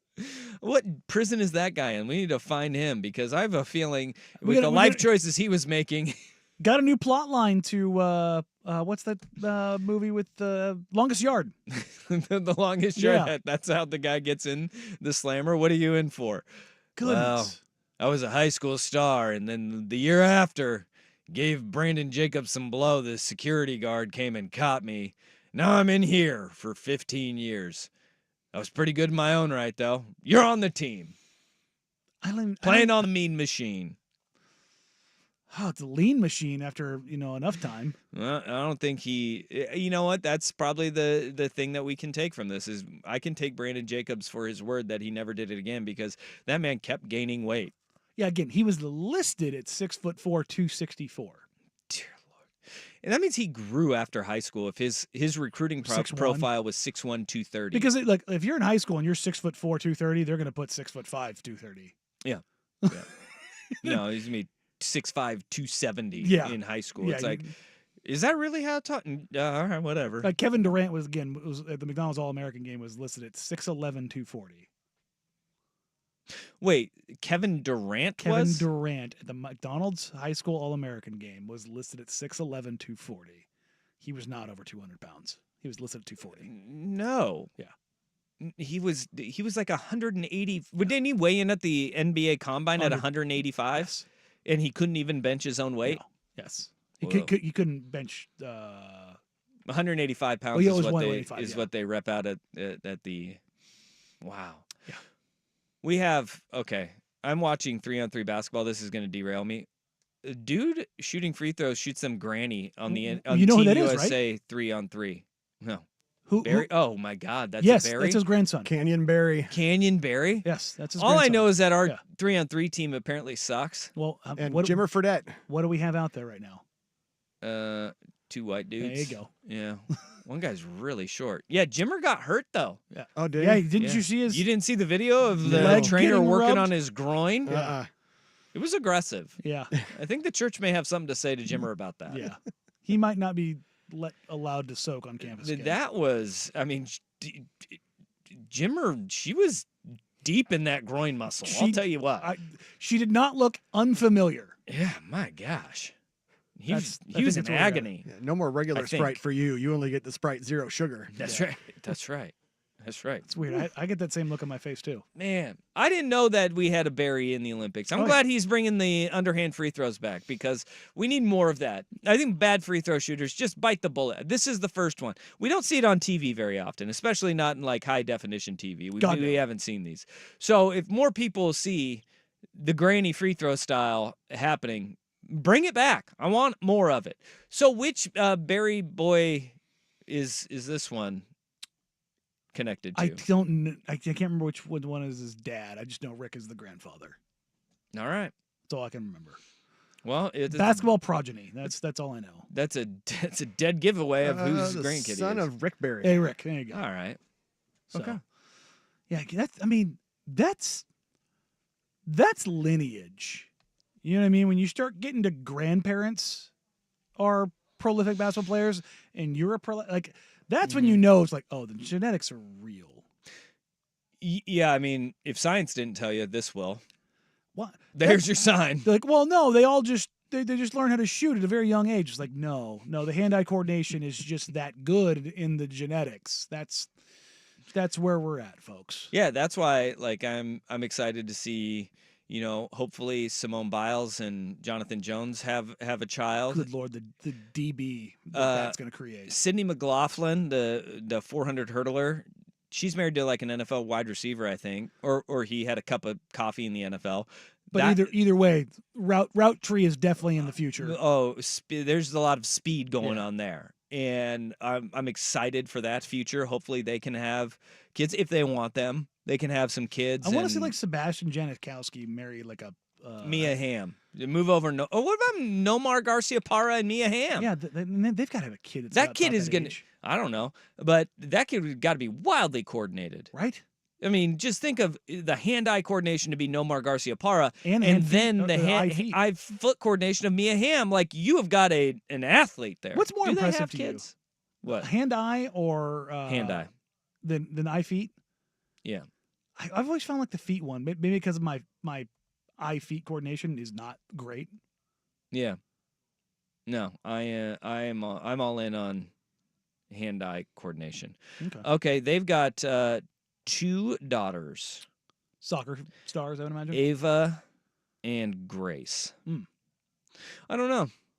I don't know. Or golfers. Ooh, there you go. End up at North Carolina one way Or or the other. softball. Yeah, they're going to end up in North Carolina. One way or the They're other. going to end up in North Carolina. I mean, they've got buildings named after her there. Yeah. So. Or working at Nike. Got buildings named after her there, too. God, bi-coastal buildings named after you. And that's a flex. Goodness. That's a flex. All right. You'd work with that. We're doing stuff. Coming up next, which teams are most... lacrosse. Oh, there you go. Lacrosse. Also, North Carolina. Best of both worlds there. Coming up next, which teams are primed to go from worst to first in the NFL, ranking the 8 teams that have the opportunity to go from the worst of the division to making that bump on up here on Danny and Dusty, 1080 The Fan.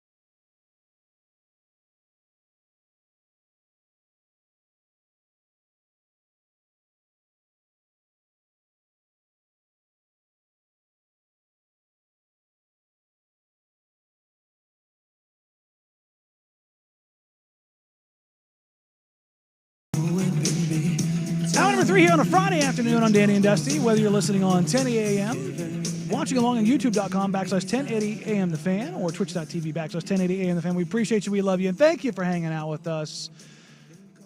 The NFL is back, ladies and gentlemen, officially and unofficially. Hall of Fame game. Whoop, whoop. Finishing up last night. Well, actually not finishing up. Not finishing. Was because weather got sideways. It was.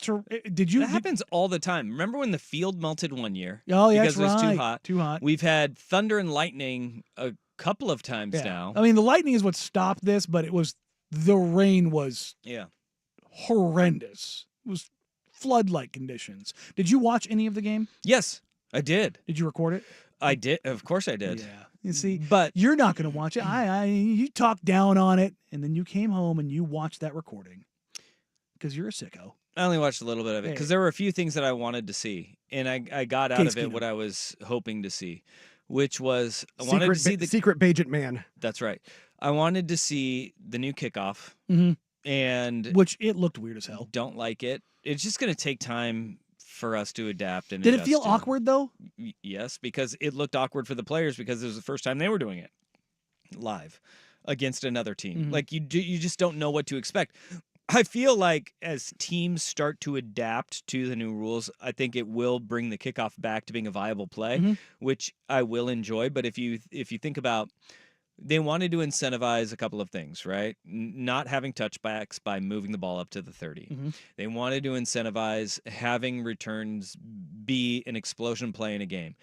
We saw though, like those pooch kicks that are now being in play. Guys were getting to the 25-yard line ish. And so it does not incentivize you to kick it out of the end zone, because that was the thing is like, well, if they keep returning it to the past the 30, then they're obviously just going to kick it out of the end zone. That's what anybody would do. Yeah, it makes sense. Just the math behind it. So I think they're getting it right in that regard. I just want to see one taken to the house. The other thing I was looking for, though, was Guardian caps, because you can wear the Guardian caps over your helmet now in the NFL.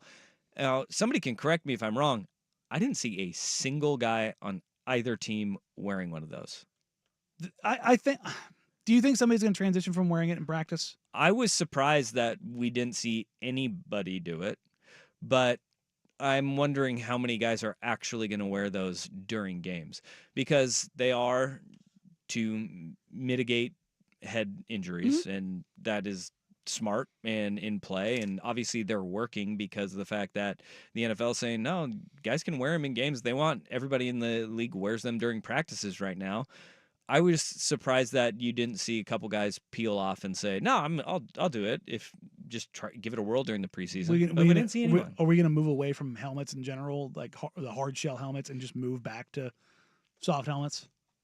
I have no idea what they're going to do, because they've made helmets that are really good, but neck injuries went up because guys were just leading with their head all the time. Because your head's protected now. Yeah, and you weren't getting your bell rung. I have no idea where they're going to go with it, but those are the two things that I was looking for, because there was nothing to watch in that game. I wonder if players look at these helmets the same way that basketball players look at the underhanded free throw. Yeah, as it just being weird, maybe a little soft. Like it might be better for you, but I don't want to look weird. Yeah, I think what we may have seen, though, is like nobody on those rosters played at Stanford or Vanderbilt or Northwestern or Duke or, smart schools. Yeah, you're not protecting the investment there. Yeah, they're like... there was a lot of directional school guys playing and last night, and they're like, me run fast, play hard. Need make roster. Yeah. A lot of that going on. You're probably seeing a lot of that with most of these teams, the worst finishers in each division last year. And every year, the NFL has at least one worst to first, from the dregs of their division to winning the division outright. Your four losers in the AFC last year, your New England Patriots, the Los Angeles Chargers, Cincinnati Bengals, and Tennessee Titans. And remember, last year, everybody kind of scoffed at, like, saying this is going to be a year that we don't have this worst to first transition, because nobody was – people were high on the Jets as maybe the Jets are going to be the one. Then 5 plays in, that went out the door, and when Aaron Rodgers got hurt, because your candidates in 2023 were the Jets – Falcons, Browns, Bears, Broncos, Commanders, Texans, and Cardinals. Mhm. Nobody was buying into the Texans. And this is the thing that's exciting is that the Texans were a team where it was like, well, you got a rookie quarterback, you got a rookie edge rusher. They don't really have the pieces there. Unproven on the outside. All the CJ Stroud has to throw to is Dalton Schultz. Like, what are they going to be? Well, turns out CJ Stroud, that dude, Really good. The weapons, really good. Tank Dell and Nico Collins turned out to be pretty damn special, and Will Anderson lived up to the hype. And they went from worst to first last year. It's going to happen this year because, I think there's some really good teams and some really good candidates in here. I think Cincinnati obviously is number one. Right? Yes. You have a team that has gone to a Super Bowl with Joe Burrow. Their bones are still there in the structure. The worst thing that they have going against them is that they play in one of the toughest divisions in all of football. The AFC North, there is no easy out in the AFC North. This is a team that was above 500 last year and was still at the bottom of the division. Bengals, you have Bengals, Ravens, Browns, Steelers. All of those teams really damn good. And what happened to the Bengals last year? With Joe Burrow got hurt. They lost their quarterback. And if Joe Burrow is healthy, they are not only a contender to win that division, they are a contender to make a deep run in the playoffs. Yeah. I have a sneaky one for my number 2. Who do you got? I don't know if anybody has them because I have the Cardinals. Kyler Murray is healthy. They got him a legitimate weapon on the outside. They were not as bad as when you watch the Cardinals play. They are in a tough division with the San Francisco 49ers. But if you are the war of attrition, if that ever catches up to them, defensively, the Cardinals, under Jonathan Gannon, if they take a step forward, I would not be surprised to see the Cardinals. And we're talking about teams going worst to first. Yeah. The team that I have third is the Chargers, but the Chargers have to go through the Kansas City Chiefs. Mm-hmm. That would mean a Patrick Mahomes injury. Yeah. Like that is the you have to count on it. Yes. That is the only thing that saves them. For the Cardinals, right? If you want to knock the Niners off their perch, Deebo Samuel would get hurt, Christian McCaffrey would get hurt, Bosa would get hurt. Brock Purdy, who's all not of those looked good in camp. All of those things have to happen, right? And they all do happen every year. Trent Williams could get old. But the Rams, I think, are going to be really good in that division too, and that's going to throw a wrench into that.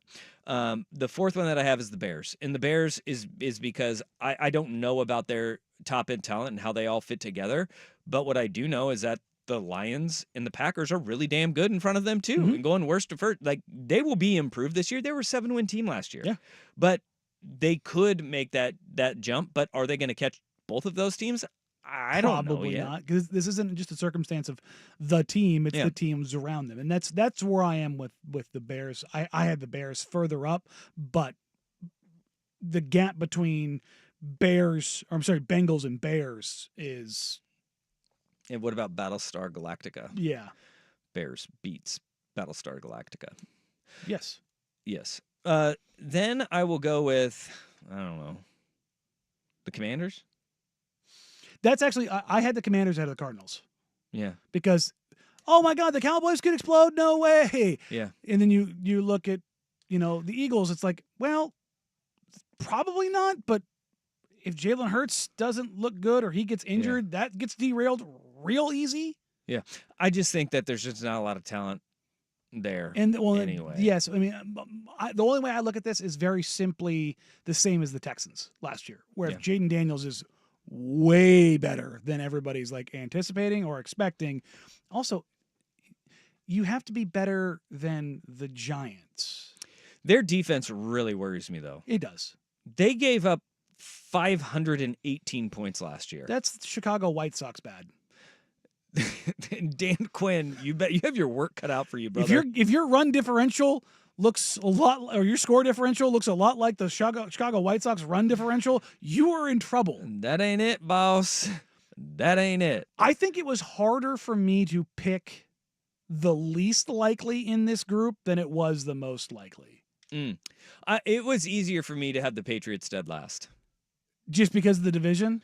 Because you have the Bills and the Dolphins there. I think that the Panthers being second, they're not winning a division, but there's nobody great in that division. We're thinking Atlanta. We're thinking Atlanta. Yes, but also for me, they're so bad They're so bereft of talent. Name a non-Bryce Young player. Well, they traded Burns. I know. They don't have anybody. No, they are the most talentless team in the NFL on paper, and I don't think it's particularly Xavier close. Legette. Oh God, a rookie. Yeah. All right. Yeah, they're bad. They're and that's the thing is, like, even with that division being dysfunctional, the leap that Bryce Young would have to take is a leap that no one has ever taken in the NFL. Yeah, the Patriots are not good either, though. No, but I and they have to leap over the Dolphins and the Bills. look, Tua's heads could fall off. And the Jets. Tua's heads could fall off. Aaron Rodgers' leg could fall off. Josh Allen could kill his coach. And the Patriots still don't win that division. Like, I get it. But if you're asking, like, gun to my head, one of those teams has to win their division, even with the significantly more difficult path for the Patriots. I would still take the Patriots. Yeah, I wouldn't. Because that team. I hope they play. I think the Panthers right now are worse than the expansion era Panthers. Well, yeah, they are, because the expansion draft actually allowed you to have serviceable NFL players. We do get Patriots and Panthers in it's preseason game number 1. It is it's next Thursday. The great suck off on the NFL Network. Sign me up for this. I will watch that train wreck. I mean, that's just. Let me see. Did they add anybody? Man. Oh, they got Chuba Hubbard. Forgot about him. Adam Thielen's still there. God, he's alive? Yeah. Oh, they added Damian Lewis on the offensive line. Yeah, they're Shaq Thompson. They're bad, man. Like, it's Jadeveon Clowney plays there. I mean, backyard. Raise your hand if you knew that. Didn't, but also backyard. He doesn't have to leave to J.C. Horn. Go to work. They got names that I remember. I mean, they're not good. No, but I mean, they'll be all right. Goodness. Yeah, that's bad. That's a bad football team. Can you think of a worse team on paper than that? This year's Panthers, like, just where you knew, even that winless Lions team was more about the things that they just couldn't do than this Panthers team. This is process Sixer stuff. Yeah. I mean, you asked me, can you name any of the Patriots? Judon. Yeah. Oh, the guy who's holding out right now. And when his head coach came up to talk to him yesterday, he got up and walked away. Yeah. That guy? Yeah. Matthew Judon? Yeah, the guy who's holding out and not going to play. I can name both quarterbacks. Yeah. Well, the Patriots are better. They got Jabril Peppers. They got Christian Gonzalez, and Christian Gonzalez hurt last year. Their defense is actually going to be pretty good. Yeah. It's their offensive line is horrible, and they still don't have a wide receiver. They don't have a skill player. Whoa. Ramador Stevenson was really good until he got hurt. Okay. He was. Okay. He was good. Outside of that, Milwaukee's own Kendrick Bourne. It's Jalen Polk. They drafted Jalen Polk. Hey, you know what? That's good for them. The third best receiver on a college team. Might be their best receiver this year. Not going for them for any of the fantasy wide receivers, huh? Waiver wires. No, they got Hunter Henry at tight end. God, they haven't amputated the leg yet. Not yet. Their offensive line's bad though. Hunter Henry might have as many lower body injuries as me. Don't put that on him. That's not fair or true. I mean, he's got to be close. No. Hasn't he had 4? No. Hasn't he had 4 lower body surgeries? I don't know about surgeries. I mean, I'd imagine he's had 4 lower body injuries though. I could have swore hasn't he had like surgeries like 4 out of 5 years? He's gotten hurt a lot. Yeah. Yeah. Like, the idea of him is very good. Damn. But it's bad, isn't it? No, it's not as bad as you think. He's only had 2 lower bodies, but I mean, we're talking lacerated kidney. God, yeah. Anytime you have lacerated in the injury, that's tough. Yeah, I mean, as of recently, MCL sprain, broken clavicle, in 2021. Leg fracture in 2019. Yeah. ACL tear in 2018. Okay. Lacerated kidney in 2017. And then concussion in 2016. Oh, okay. Yeah. For some reason, I thought he had 2 knees. No. Well, Well, he does have 2 knees. Well, no, I mean, but he's had 1 knee surgery. Yeah, I thought he had 2 knee surgeries. I remember the broken leg. Yeah. That was. Ugh. Yeah. It's pretty gross. All right. Come in next. Damn. What does it cost to open up a practice? Well, a couple universities will actually tell you. Danny and Dusty, Danny the Fan. The great.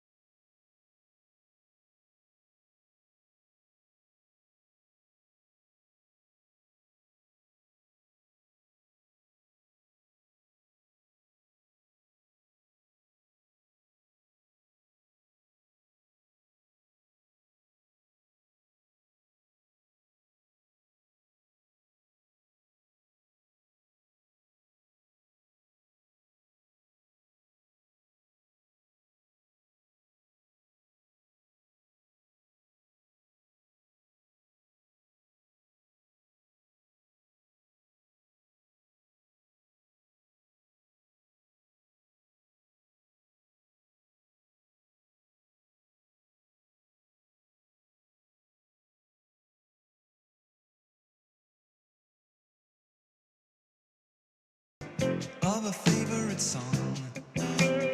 So while she lay there If you're a fan of college football, particularly big-time college football, you might have remembered a time when practices were open.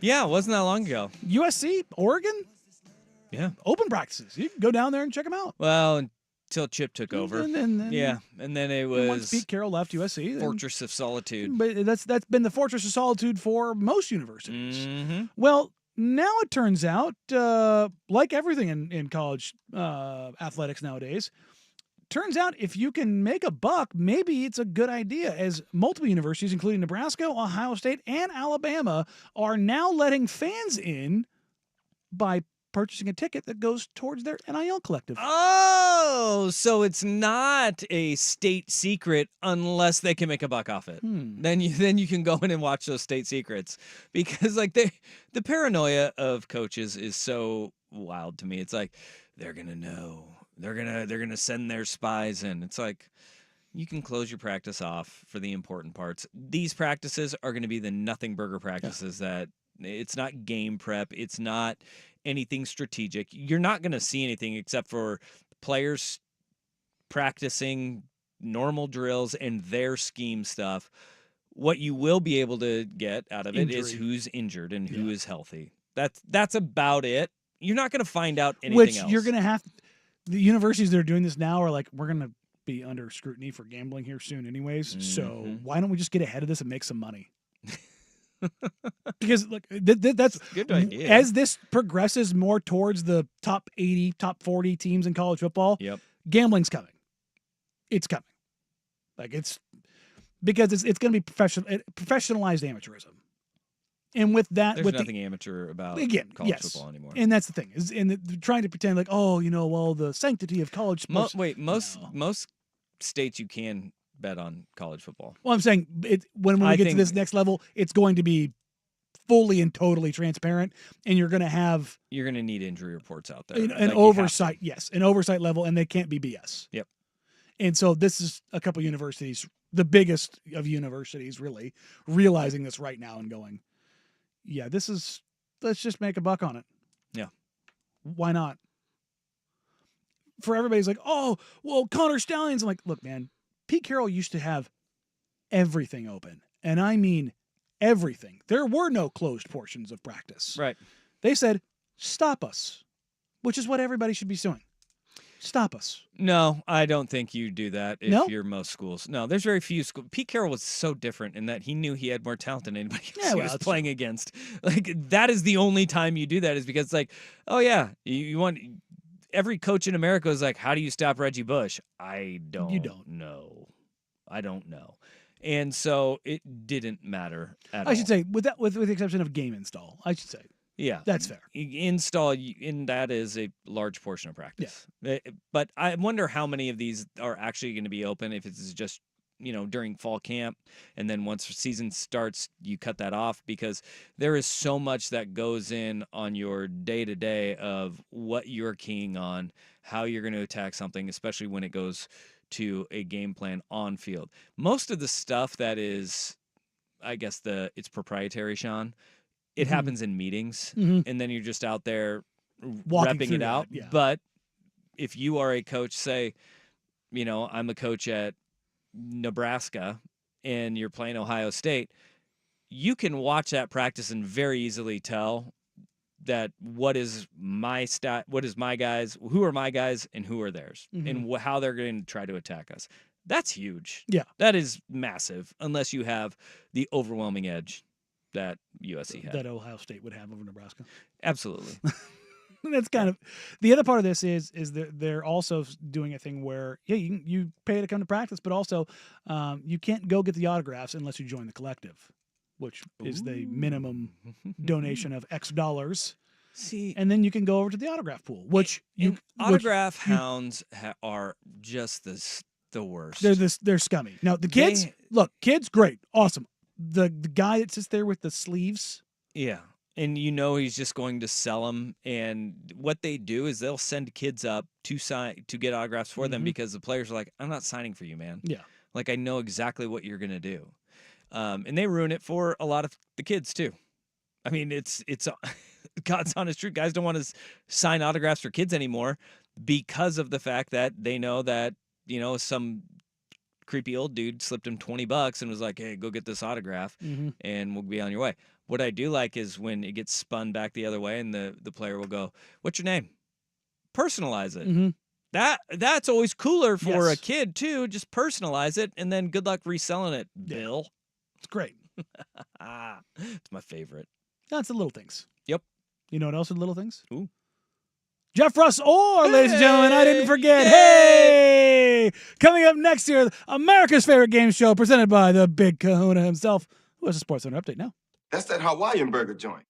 Now, Now, from the Fan Sports Desk, a Sports Center update on 1080 The Fan. Jeff Rust here with your Sports Center update. First on the Fan, round 2 of the Olympic men's golf tournament is in the books. Xander Schauffele, Hideki Matsuyama, Tommy Fleetwood all tied at 11 under par. Jon Rahm all alone in 4th at 9 under. Scotty Scheffler 6 under par. Jason Day and Rory McIlroy are 6 off the pace at 5 under. Colin Morikawa and Ludwig Oberg are at 4 under par, and former Duck Wyndham Clark a 3 under 68 today to get back to 1 over overall.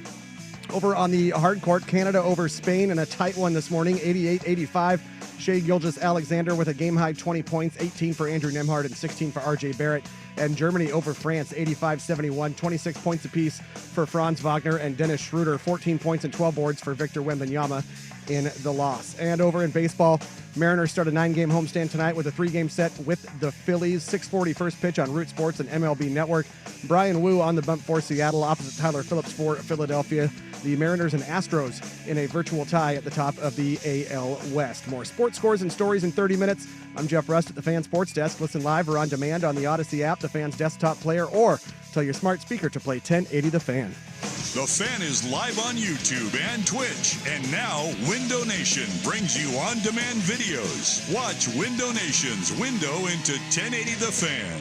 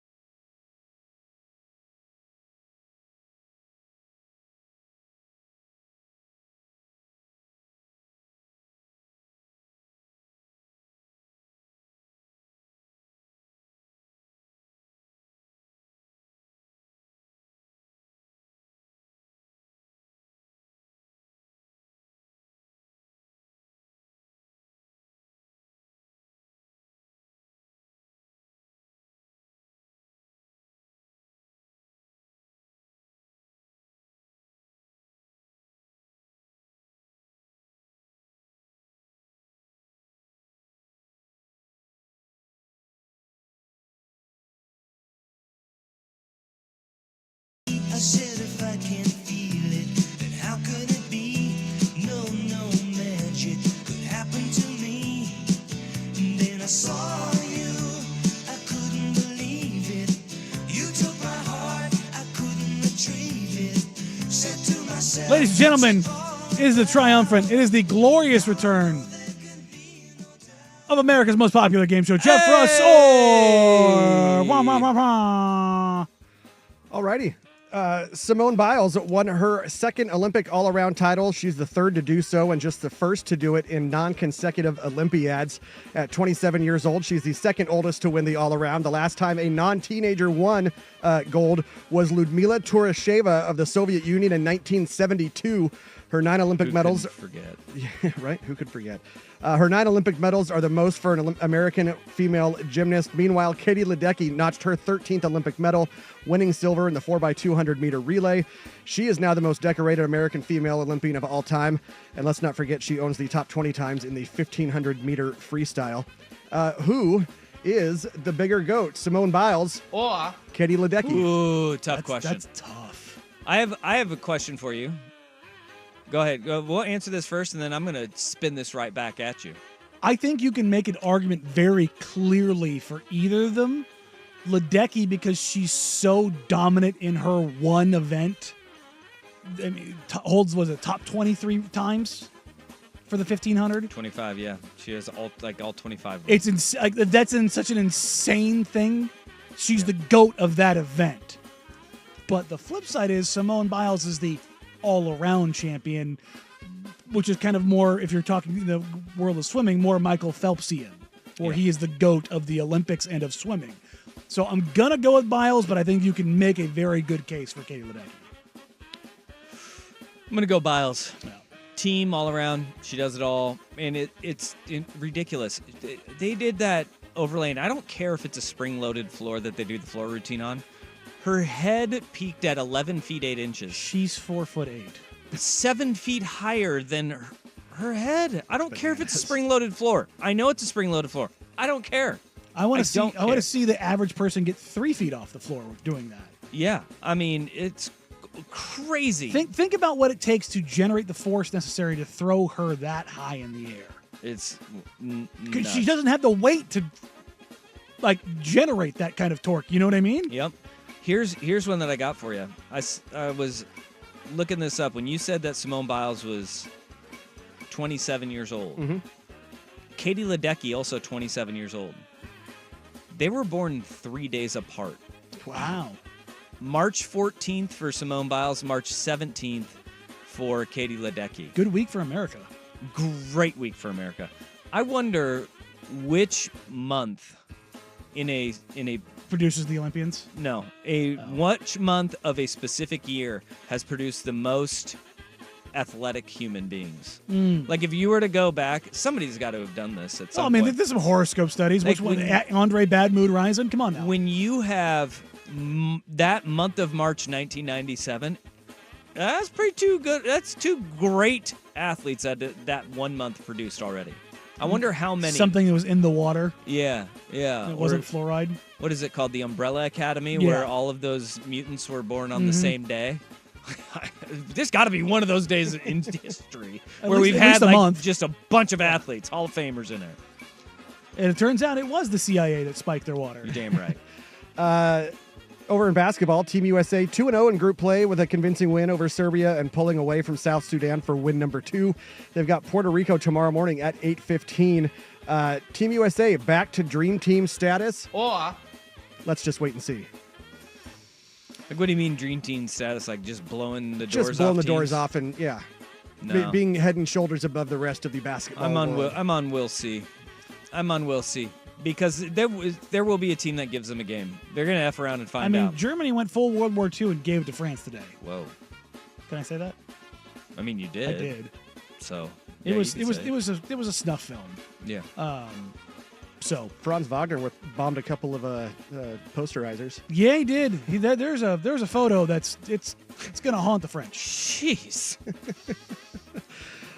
There has been some controversy surrounding Team USA and who has not been playing, as Jason Tatum got a DNP against Serbia and Joel Embiid against South Sudan. Talking heads have been freaking out, calling them, quote, benchings. Should this be viewed as genuine disrespect, or is it just pearl clutching? Pearl clutching.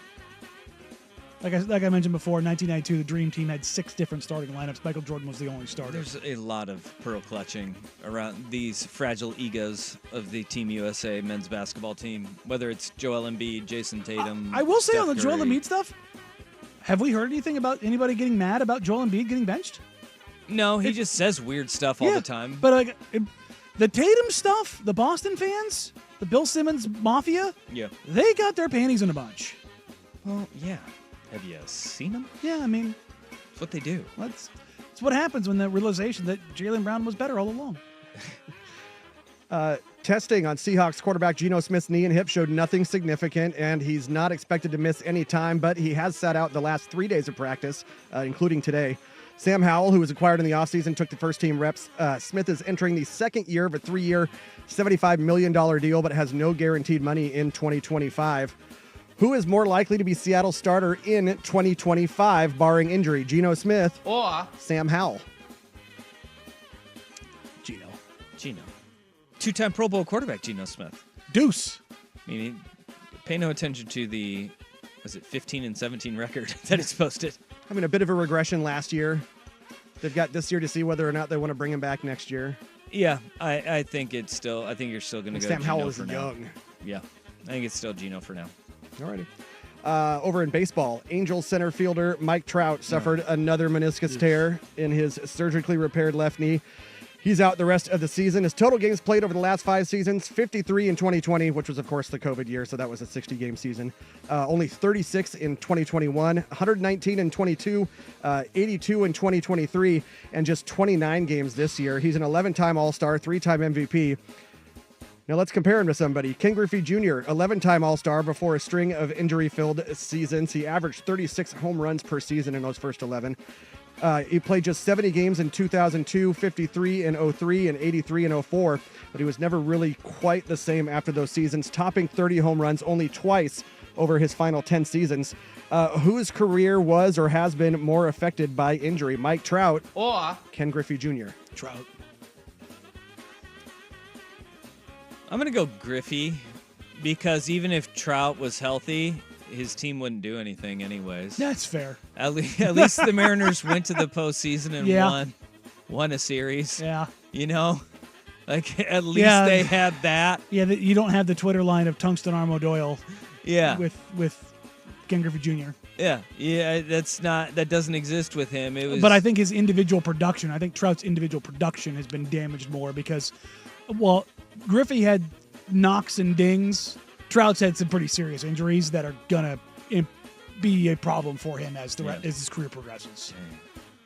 All right. Just imagine if over those last, what do we got here?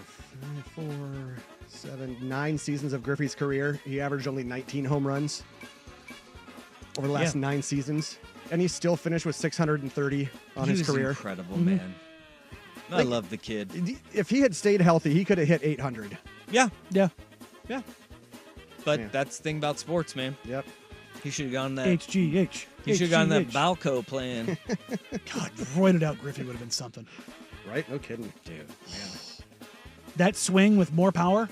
That's one thing you can just look at Ken Griffey Jr. though, and you'd be like, nah, he he's never not was. Never. Oh. That head always stayed the same size. You know, didn't become just like some mutant that looked like he walked right out of the weight room onto the baseball No, he field. was just always the same size. Just had the sweetest swing of all time. Oh, God. All right, that's it. All right. That was good. I'm glad this is Yeah, back. there you go. Alrighty. Welcome back. Hey. Aw.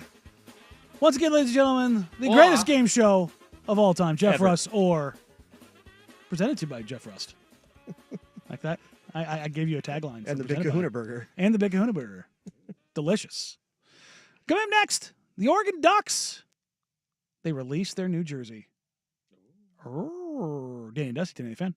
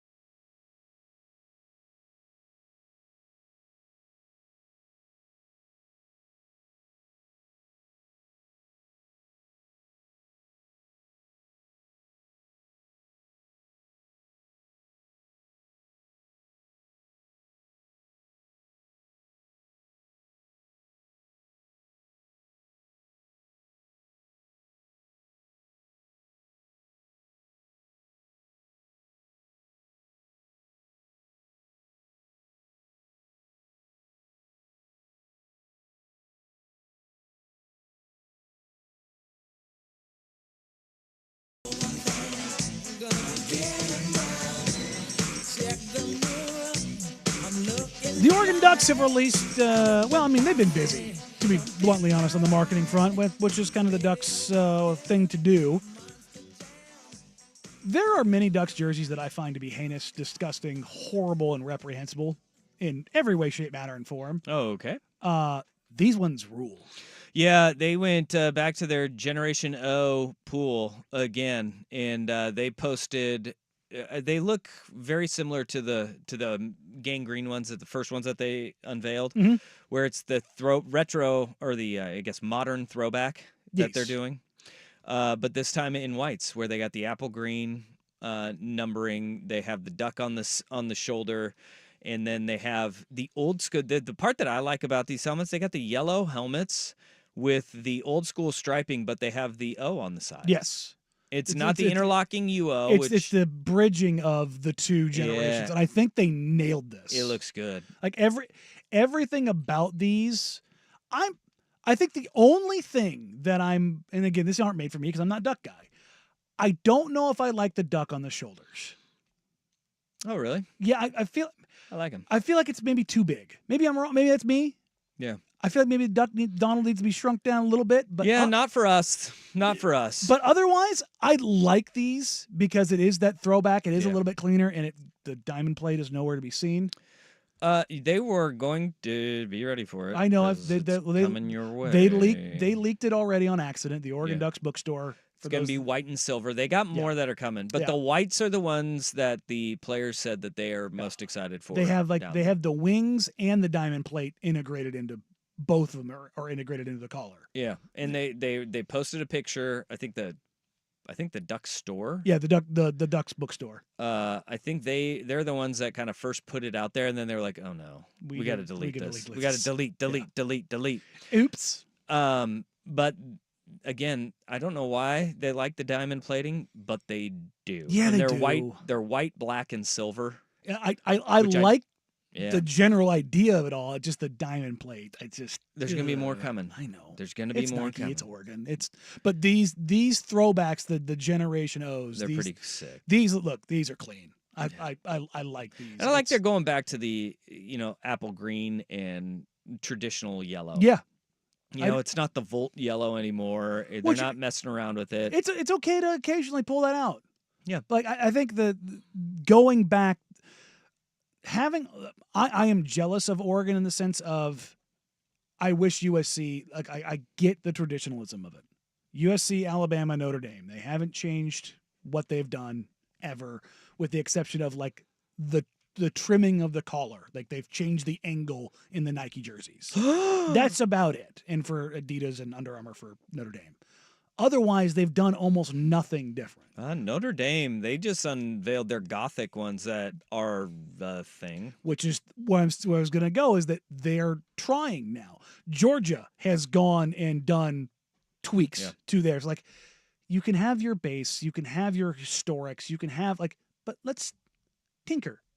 It's okay to tinker. Have a little fun. I remember USC did the what do they call the little print, the Roman print around the collar, and people flipped out and they changed it right back. Yeah, and it was like, it's like, calm down, guys, calm down. Hey, man, have a little bit of fun. You are shocked that in the world of athletics, there's gatekeeping happening, and you cannot change our history and our tradition. I know it's like everyone's like, you have to stay with your actual colorways. I'm like, look, man, give me a black USC jersey. Just do it. Just give me one. Just you want. I do. I don't know if USC would look good in black. Just give me one. Oh, give me black pants. Yeah, they're already evil. They don't need to be made more evil. Give me that Darth Vader feel. Yeah. The black and the maroon. I mean, it would look good. Yeah. Look good. I don't think black and maroon looks good. Really? No. See, I love South Carolina's got one, University of South Carolina. Well, I mean, they're black and maroon, but you have to add yellow if you're SC. Yeah, and that won't look good. Oh, you don't think so? With black and maroon. You look like Air Bacons, which I don't care what people say. Air Bacons are ugly. Wow. How dare you? They are. Black, yellow, and red it does not look good together. I like it. Yeah. Looks awful. Awful. Red's my favorite color. Can't stand black, red, and yellow together. You look like McDonald's out there. Mhm. Yeah, huh? Yeah. Robble. You look like a McRib. Better than look like Grimace. Ooh, Grimace. I mean, not for the Mets. Mets need to bring Grimace back. Yeah, no. They went on a heater after Grimace. Not so much anymore. Yeah, it's the Mets. Not so That's much what they anymore. do. But yeah, I mean, Oregon's gonna Oregon with their jerseys, but these are pretty dope. I'm not gonna lie. Yeah, they look good. Yeah. And like this texture, P1 Tyler on the Vancouver Ford text line that says their uniforms look similar to 2019 Baylor. They are throwbacks. So does 2019 Baylor look like 1996 Oregon? Yeah. Also, those Baylor jerseys were dope. And it is a different color green. Yeah. So also the Sean Oakman Baylor jerseys.